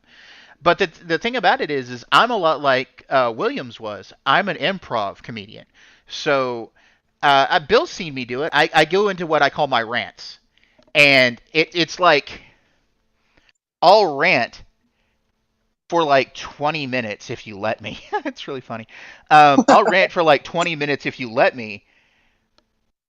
And if you ever see me do that, you watch the chat. People will be like, "Preach, yeah, brother, you're right, yeah, yeah, yeah, yeah, yeah," and it's like, I really wasn't looking for that, but that's awesome to get back from the crowd. And even though you're playing to the crowd, you're playing out of your own mind when you're an improv artist. Mm-hmm. You have to. I can make an angry rant seem funny. And so what I used to do when I get up for these open mic nights, I would write bullet points, things I wanted to talk about, and then I would just go off with it. And I might start with, say, like the weather and end up talking about abortion and make you laugh through everything, even the mundane shit. And that's what I was good at. But also, you have to look at people like, you have to look at the world, and what makes comedy easy for me is everything I see, even the bad stuff, is hilarious in a way. Okay? Well, Same Uh, here. Yeah, same here. the, Yeah. the thing with comedy's supposed to be subjective, right? yeah. And everybody gets offended at everything. You just gotta say, Nowadays, yeah, don't give a fuck. yeah. Well, here's the Have- thing. Gotta be no holds have- barred. Have actually thick fucking skin, man. That's what it's know. about. Well, If for you're one, gonna offend somebody, that ain't my problem. It's your problem, pal. well, for sister. for one thing, I as agree an with that one. entertainer, any type of entertainer, a singer, a comedian, an actor, an artist, a writer, you have to not take yourself so seriously. You have to be able to laugh at yourself. You have to be a little bit self-deprecating because you have to be thick-skinned because there's going to be people who hate you. There's going to be people who tell you you Yep. suck. There's going to be people who tell you you're Like a horrible. heckler, right? Yeah, Like don't a quit your heckler, day yeah. job. Oh yeah, Mhm. and I get told that a lot. And don't quit your day job. Oh, you sing horribly or blah blah blah blah blah. You know what? I still do it anyway because fuck them. Because this is my art. Okay, this is who I am, and I sing with Bill. God, almost every Saturday night on his karaoke shows. Yeah. I don't give a fuck what people are saying in the audience. I don't care. I mean, whatever, Yeah. man. Because We're I there know. to have fun anyway. Yeah. For one, Yeah, we're there to have Of fun. course, yeah. For- It's all for about fun, one- yeah. For one, we're there to have fun, but also and this is going to sound a little bit, I don't know, full of myself. I know I'm good. Okay? I know what my ability is. I know what I can do. Yeah, you gotta love your haters, man. You gotta love. Did you see the video of the woman doing stand up that had a beer can thrown? Yes, I've seen that. I've also dodged a few beer cans, by the way. She What about the caught bottles? it and say, What about the "Hey, bottles? this is almost empty. Beer You bottles couldn't too? throw me a Dude. one, damn it." Dude, I was in Fort Worth, Texas, doing a comedy show, and this dude hurled a full Heineken bottle at my head. Dang. I ducked it, but it hit me. I ducked it. I didn't catch it in the head, but I caught it in the shoulder. Jesus fucking Christ, that hurt. but I only stumbled a minute, and then I continued on with my set. Hey, Look. oh wait, because I remember that if I think it's if I think it's still on YouTube, but it is called actually Richard Pryor versus hostile audience, and there's these people right who are just talking shit to him, right? Uh-huh. And man, he just waits, right? Just really calm, and then I'm sure it's still on there. And man, did he just roasted the fuck out of it with like in seconds, man. It was so funny, man. It was funny as hell. He just told him some shit, and then the whole crowd started laughing at it, man. Look, I don't really know, well, what it takes to actually do that, but man, well, you got to win the fucking crowd, bro. You know, if that makes any sense. Hey, well, I gotta go, guys, because of my sounds, kind of low. So, y'all have a great weekend, man, and it was, Take care, Rich. all Thanks right, for. Hey, all man, right, take it homie. easy, hopping brother. on. Thanks You for too, talking man. with me. Great. We'll do it again, bro. We'll do Yeah, it man, again. I'd like to talk to you again, brother. Absolutely. You're good. All right, man. Peace out. God bless you You too, guys. brother. Yeah. All right, later. Yes. Cronus Oh, says, man. R.I.P. Norm McDonald. Yeah. Yeah, Norm Macdonald was amazing. So was Dennis Miller. I used to love Dennis Miller, man. Dennis Miller was, Yeah. dude. Dennis Miller was the smartest man in any fucking room, dude. Like, Oh, did you see him in Tales from the Crypt? Too, Mark? Demon Knight, Yeah, Demon Knight, Demon, not Demon Knight. Bordello of Blood. Bordello of Blood. Yeah. Yeah, he was great in that, man. He was great in that. Yeah. Well, Bill, I hate to do it, man, but I'm gonna have to drop out too. It's almost 6 o'clock in the morning where I'm at, so Okay. I No gotta worries. go start my day. Okay, man. All right, man, take it easy. I'll see you tonight, Bill, if you're gonna do karaoke. Yes, there'll be karaoke tonight. All right, brother. Well, I'll talk to you then, bro. Hey. Yeah. Hey, what's up, Captain Fandom? How you doing? Captain Vandenberg? How you doing, man? Good to see you. It's almost 7 here. Lightweight. Yeah, well, that's just the way the cookie crumbles sometime. Yeah, but yeah.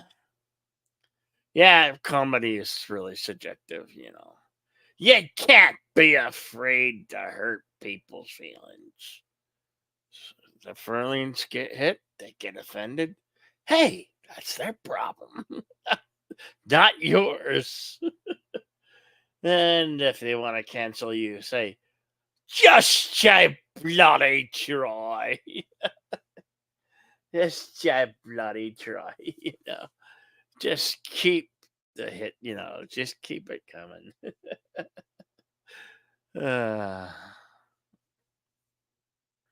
Peace. Oh, my Fifi. What? What? What's he talking about, Canonis? Well. Oh, I can't believe it's almost 4 a.m. here. You slept into those. You just get. I feel you. Yeah, I slept pretty much all day too. So that's why I'm wired and awake now. Yeah, I'll probably get tired around at noontime. Sing something. What you want me to sing? Hey, Captain Fandom Nerd, how you doing? Doing good. How are you? Better. Yep, better. Yeah. Things are looking up.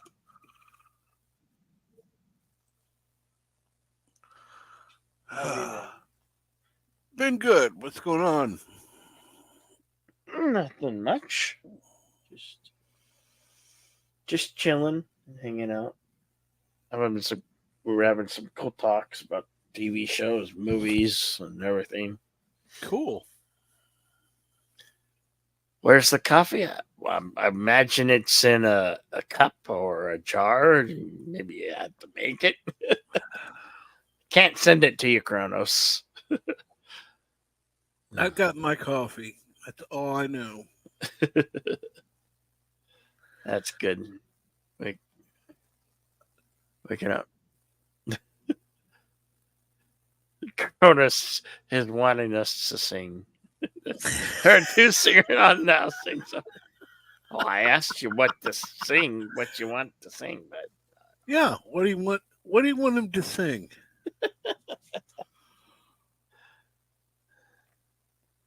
I know I'm not singing the Enterprise theme song.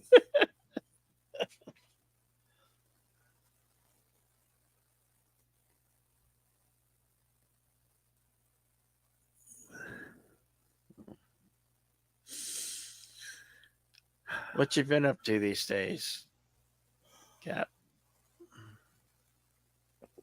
Oh, nothing exciting. Just kind of get some stuff straightened out. Got my DVD and Blu-ray collections kind of rearranged. Now I got them all separated and in alphabetical order, of course. Look at Kronos. Look who the comedian is now. He's the comedian leaves and then using your show. Now play the theme to Enterprise. He wants to hear it. How badly do you want to hear it, Kronos? I might sing it for you. Yes, that's another group. You got to keep them separated. That is what's that group's name? I can't think. The group's name is escaping me, but I know what you're talking about. The Offspring. That's who it is. The Offspring. The Offspring sings that. Yes, I know it would come to me.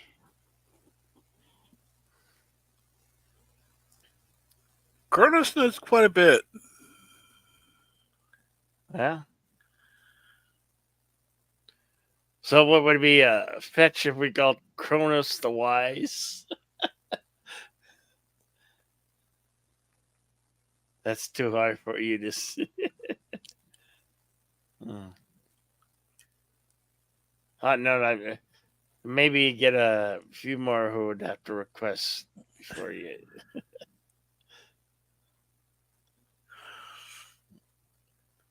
I still like his name given over on Birth Channel, Kroners. Really? Oh yeah. Or some Metallica. Well, there's going to be a big long karaoke later. I might as well save it. If you show up, then I might do that song for you. Sing, it's me. I'll sing you a lot of Metallica anyway.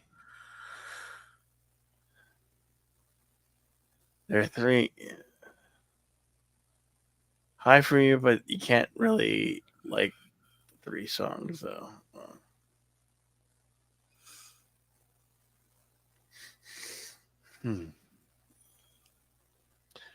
So have you gone live in a while? I mean, I Oh, yeah. saw you last. Was that couple days ago, That wasn't was it? a couple days ago, yeah.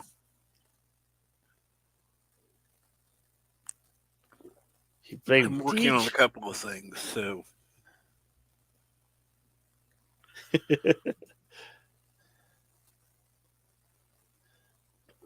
I'm gonna have a series of streams coming up. Oh, really? Yep. Cool. It'll be kind of nice to.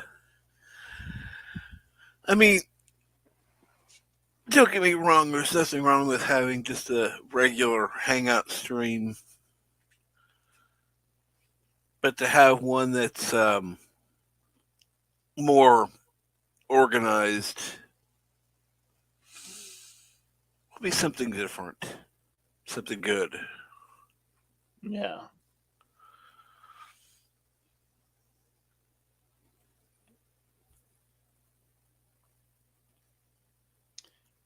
Yeah, the new Avatar I commissioned what's I commissioned what's damn it, his name is what is his name? You know, Yitza? Yetza, yeah, Yetza to do those for me again. Cool. Paid him good, paid him well. I said Awesome. I said I'll let you know. I might have in the future. I might commission you for some more work. Yeah, I love Yitza's stuff. It's great. Absolutely.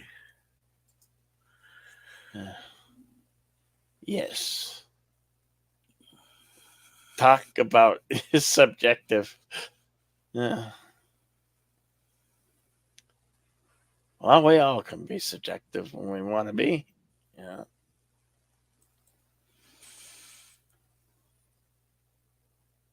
Do we want to be? Well, yeah.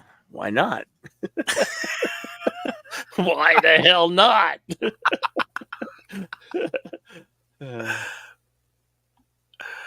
Oh man. Oh crap! I just realized pull out Star Wars Halloween bobbleheads are popular. For a second, I wrote booby heads. Oh, there are a lot of booby heads in Hollywood. Oh yeah.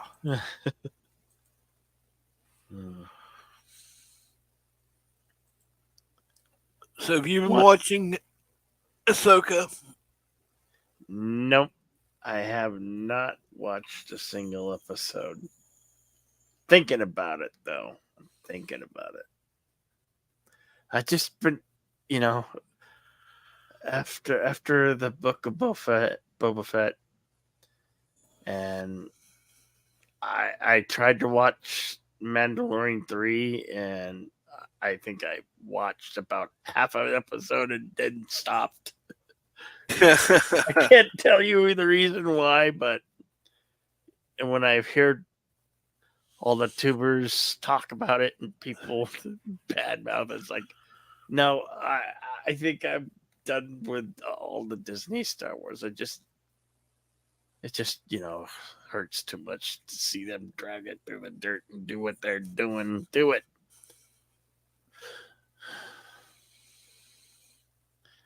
I don't know. Now that they're saying that Loki season 2 is actually doing,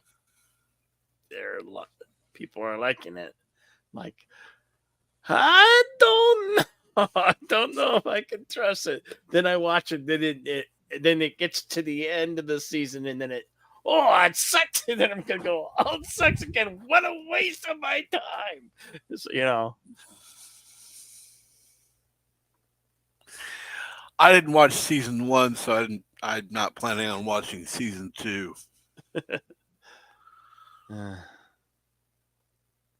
Always mess it up at the end. Well, sometimes they do, sometimes they don't. You never can tell these things.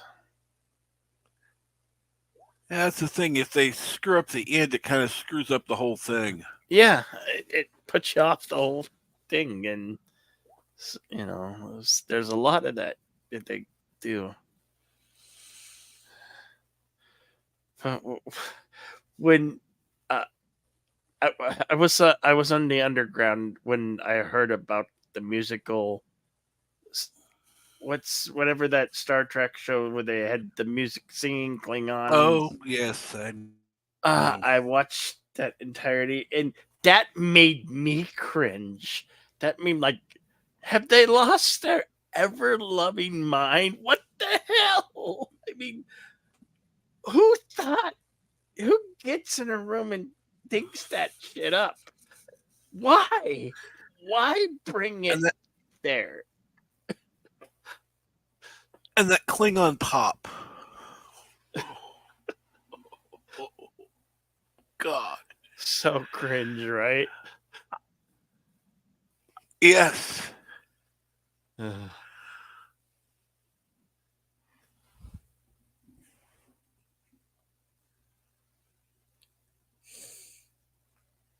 want to see that episode of Saturday Night. What? SNW?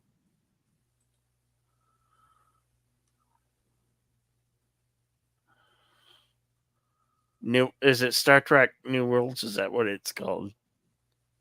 I think Oh, that's Strange New yeah. Worlds. Yeah. Strange New Worlds. Okay. I got the acronym Kronos. See? You can't make me. This is Kronos.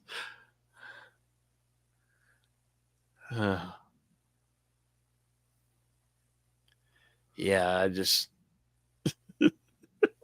It's like, no, I just don't get why they're doing these to our IPs. And it's like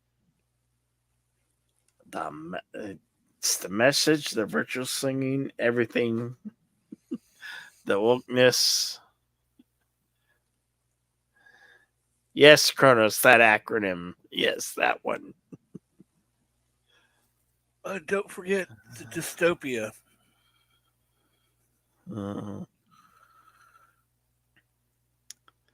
Because everything's got to be horrible.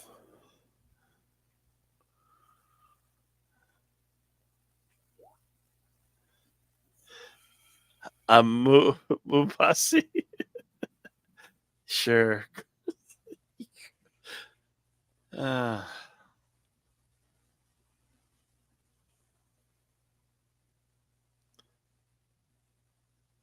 It's a lower decks thing. Okay. See, I watched the first Lower Decks. I didn't. I don't think I ever went back to watch the second season. Can't tell you why. Just I don't know. When people tend to talk bad and how bad shows are, just like, nope, I don't need to waste my time. You know, I could, but am I? Maybe, maybe not. But I'm usually on the side of, yeah, maybe not. You know,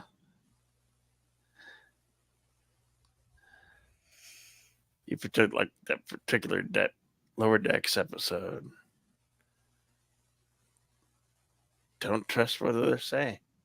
Yeah, but you got to come up with your own opinion. But when the common word is that shit, it's garbage, you know. But if singing Klingons and a whole music number in a Star Trek, no, I don't want to see that. I did see that, but I wish I hadn't. I wish I would have never heard it, but it happened. So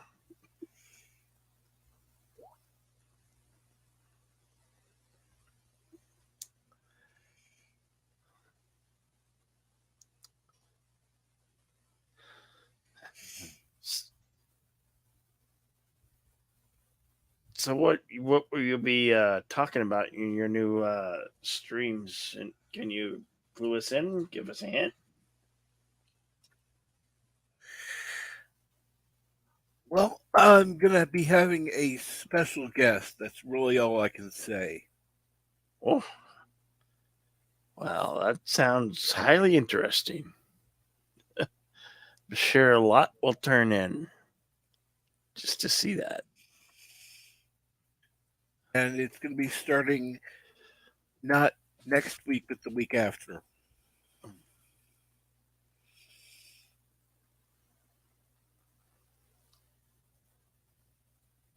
The week after Friday the 13th. Okay. Correct. So Because towards the end of the month, yeah. this Friday,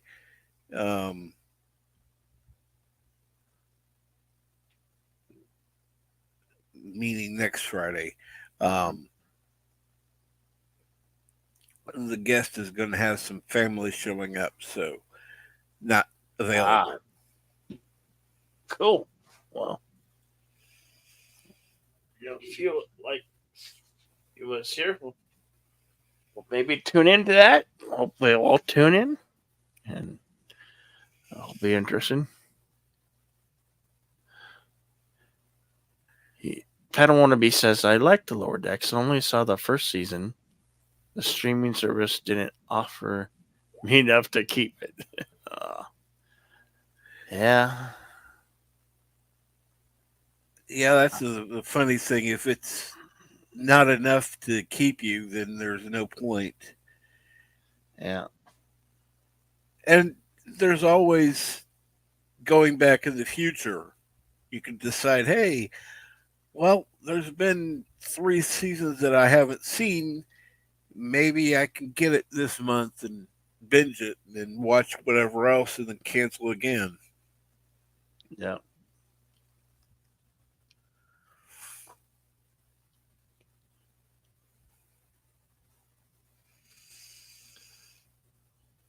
Has there been anything new that you have seen that you've liked or would recommend to somebody? No, I haven't really seen anything new. That's the funny thing. Hmm. What about you? Anything new you recommend? Yeah, I've seen a few new things. They're on the Prime, or on Amazon Prime Video. Ah, cool. I did like there was this movie with Michael Pena called A Million Miles Away.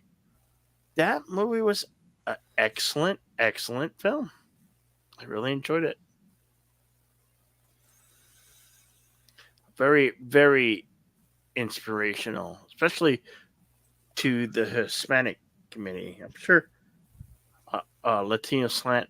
At least I hope Latino Slant has done something on it because it is an exceptional, great, wonderful film, and I highly recommend it.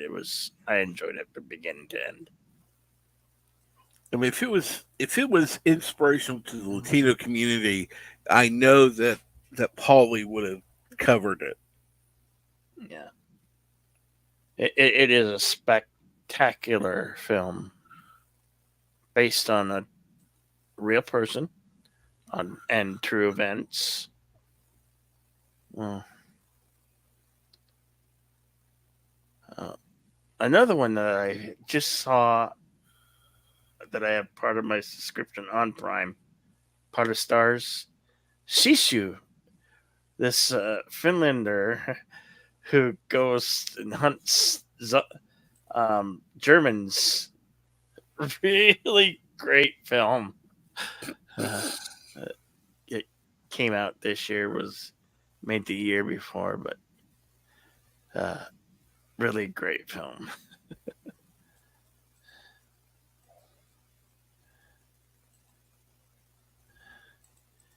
Maybe just hyper focus on one thing, but it's propelled them don't read books anymore. Yeah. Well, that's kind of how society is, and When if everything shuts down, they'll be at only bucks. You know. Well, I've got books to read. I've got that covered. So no singing. No, because there's going to be plenty singing later. Like I'll probably do a 4 to 5 hour at least karaoke stream later. So I'm saving it for later. He's Kronos. got to have voice to sing tonight. Yeah. He's got to have voice to sing tonight. So I mean, unless if you got a $20 super chat, I'm sure that Joe might make an exception to that. But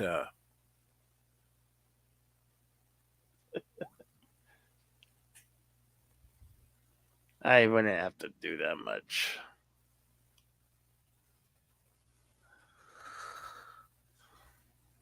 Yeah, I can get it for less.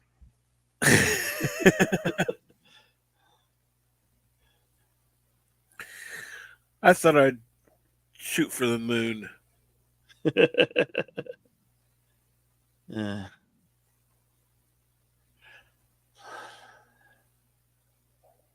Shoot the moon. That was in first Cheech and Chong movie.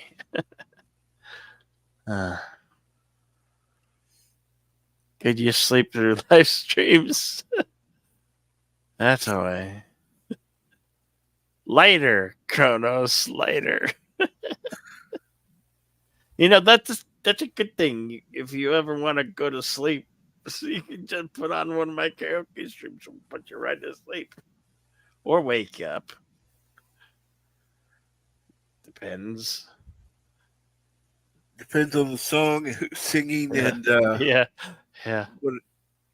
what all's going on. Because there are people that I can listen to, and it's like, okay, yeah, that puts me right to sleep. Somebody else comes on, and it's like, okay, I'm awake.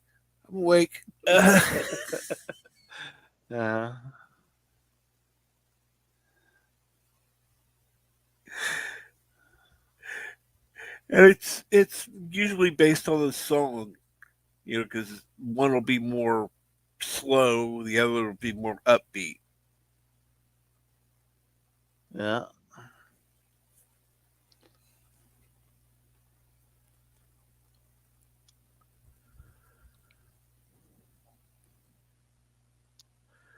You need the sweepies. Well, why don't you sweepy now then? Yeah.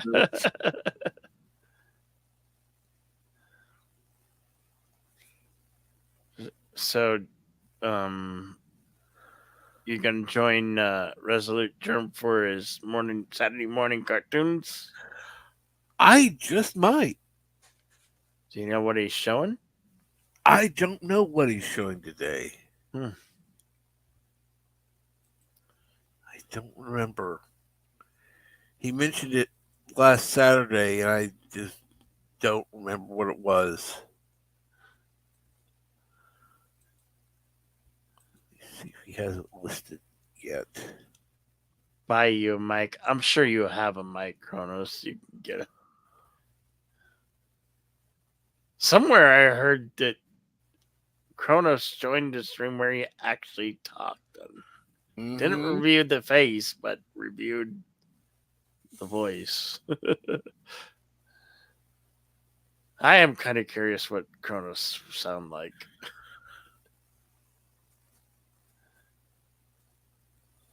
Anyway.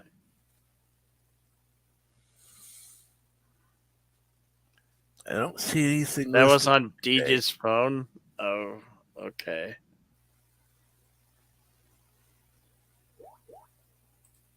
Well, I can't give it here. If I give it here, everybody and their mama be calling me.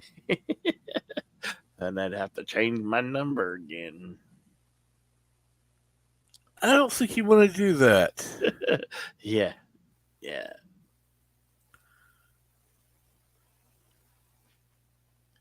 On Discord, okay. I'll check back in a while.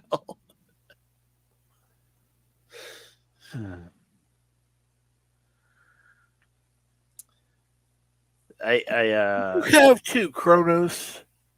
You've spoke to me before.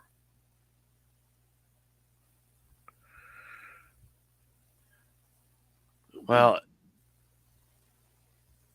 not in the sense where we could hear actual words and syllables form, but you talk to us all the time in chat, and that for right now, I'm exceptionally honored to at least talk to you in chat in text type form, Kronos. You know, you always make the show when you show up. Yeah, you and many of countless others.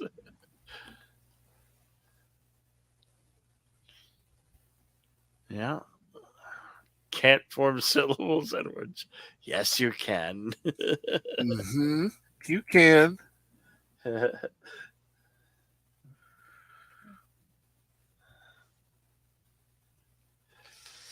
Hmm.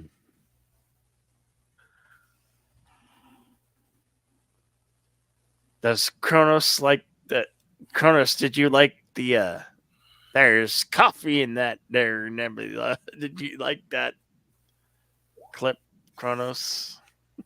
I don't have that clip. Captain Fandom does. If I had that, I'd play that for you, but I don't have it. Did somebody make that for you, or did you make that yourself? Somebody made it for me. Now, is that a hash up of different episodes, or was like in one episode? It was different episodes, yeah. Okay, yeah, that's pretty. That turned out to be quite the clip. The Janeway addiction. You remember that? There's coffee in there, Nebula.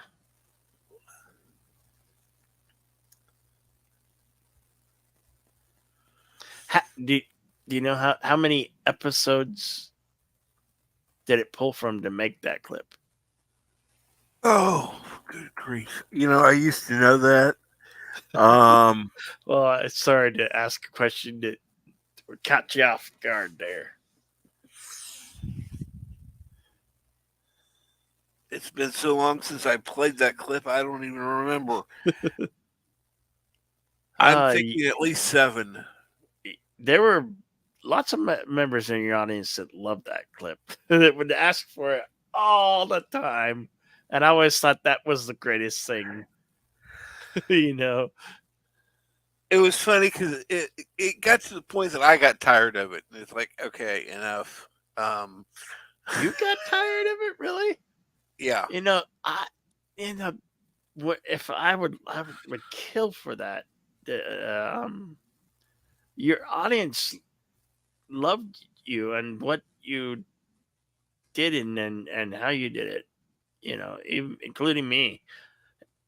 That, and even though you were asked to play a clip, the there's coffee in there, Nebula. It was a truly, truly great thing. Kind of envious, yeah, Captain. That was awesome to see. That's unusual. There are people that I can tell you this much. They were happy when I stopped streaming.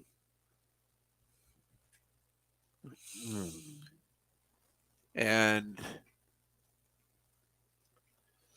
I was at a point I'm going, okay, I've had enough. I got tired of seeing what people were saying behind my back, and it's like, yeah, screw y'all. Now I'm to the point, it's like, you know what? If you don't like it, watch something else. Yeah. Because nobody's forcing you to watch.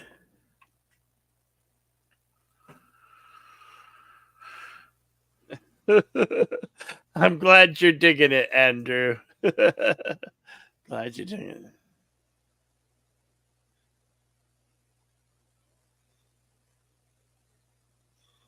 What is a drunk shower? Just I think he meant hit the shower or okay. inebriated.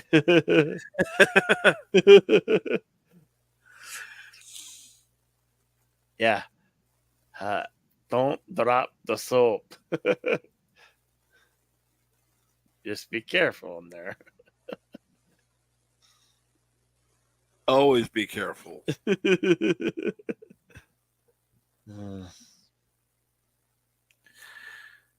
Oh, there are people that are not careful in the shower. What can I say? Well, you've got a good team there in Kansas City. There's quite a few in Kansas City that I've found out about. Well, I mean the Chiefs specifically. Yeah, They've got a good quarterback and a good coach. I have a team that gets blown out 72 20 something with, and it came at the end. I mean, 70 points, and then we get a win against. We beat, who did we beat last week? Denver finally got a win against the Bears. Finally, but yeah.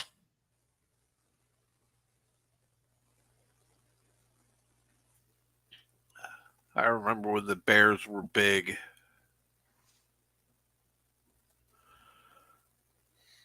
It was in the 80s. The Bears. Yep, Kronos. The Bears. Well, there was the 85 Super Bowl and the ongoing Saturday night sketch, The Bears. Yes. Yep. Kronos writes R.I.P. Dicka. Yeah. Not to mention Refrigerator Perry.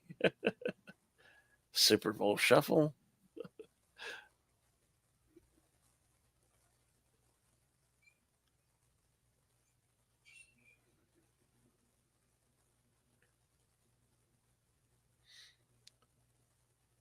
Well, we look forward to seeing your broadcast, the airways of the tube. Well, thank you. I appreciate that. Hope that your show goes spectacular well and will be highly entertaining. A lot of us I'm hoping so. Tuning in. I'm looking for that one when it comes around. If you're awake, you're more than welcome to join the stream. Well, I just might have to do that. Take you up on that offer.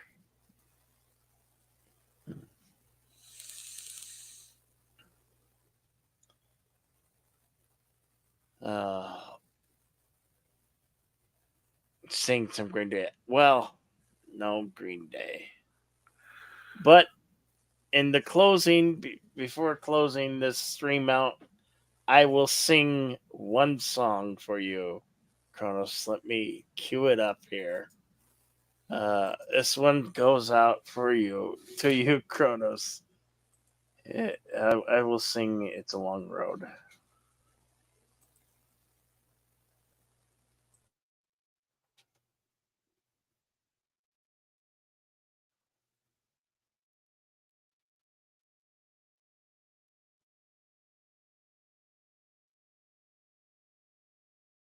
I just had to look it up. It's not one.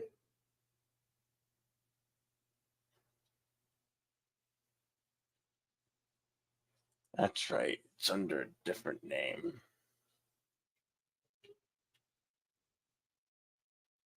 I always forget that.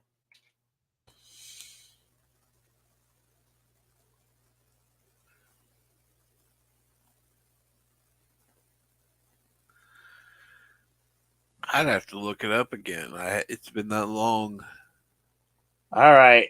I found it, Kronos. Are you ready? It's going for you. This one goes out to Kronos. Just for you, pal. Because we're nothing without our Kronos.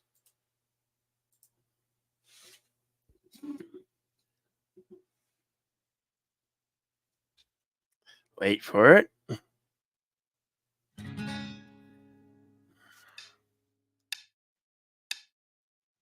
It's been getting from there to here. It's been a long time, but my time is finally near. And I can feel the change what the wind right now. Nothing's in my way. And they're not gonna hold me down no more. No, they're not gonna hold me down. 'Cause I got faith of the heart. I'm going, my heart will take me. To believe I can do anything. I've got faith of the soul. And no one's gonna end up break me. I got faith in his star. I got faith. I got faith. Faith of the heart.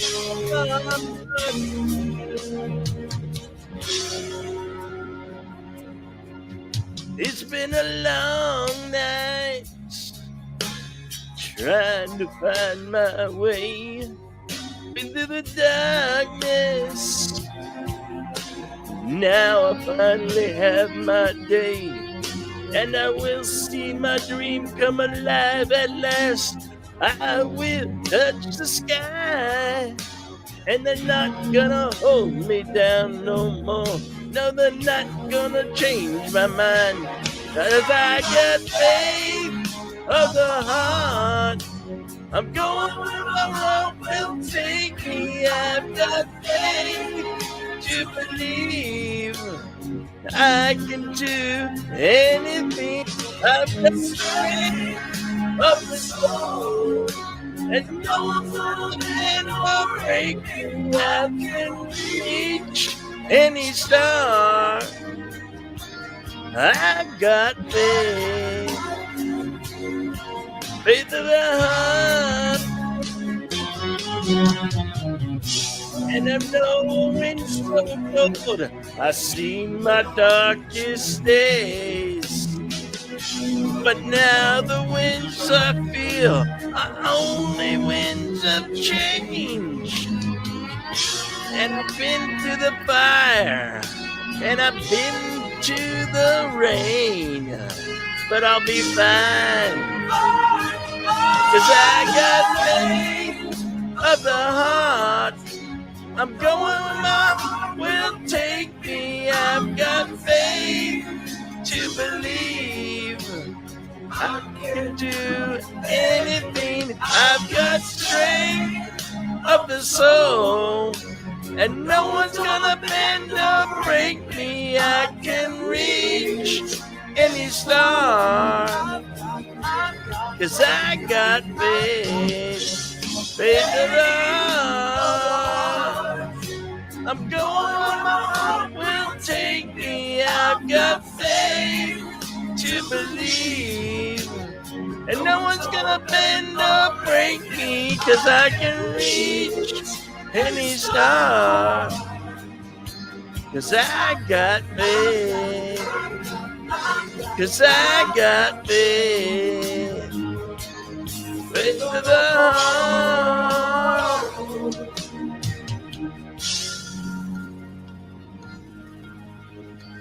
It's been a long road for you, Kronos. All right. Well, thank you, Captain Fandom Nerd. Can't wait to see your stream when it pops up, and hope it goes well. Thank you. Thank you for joining me. Thank you, Kronos. Thank you, everybody in chat. and everybody who's in the panel. Andrew Retta, you rock, brother. Take care.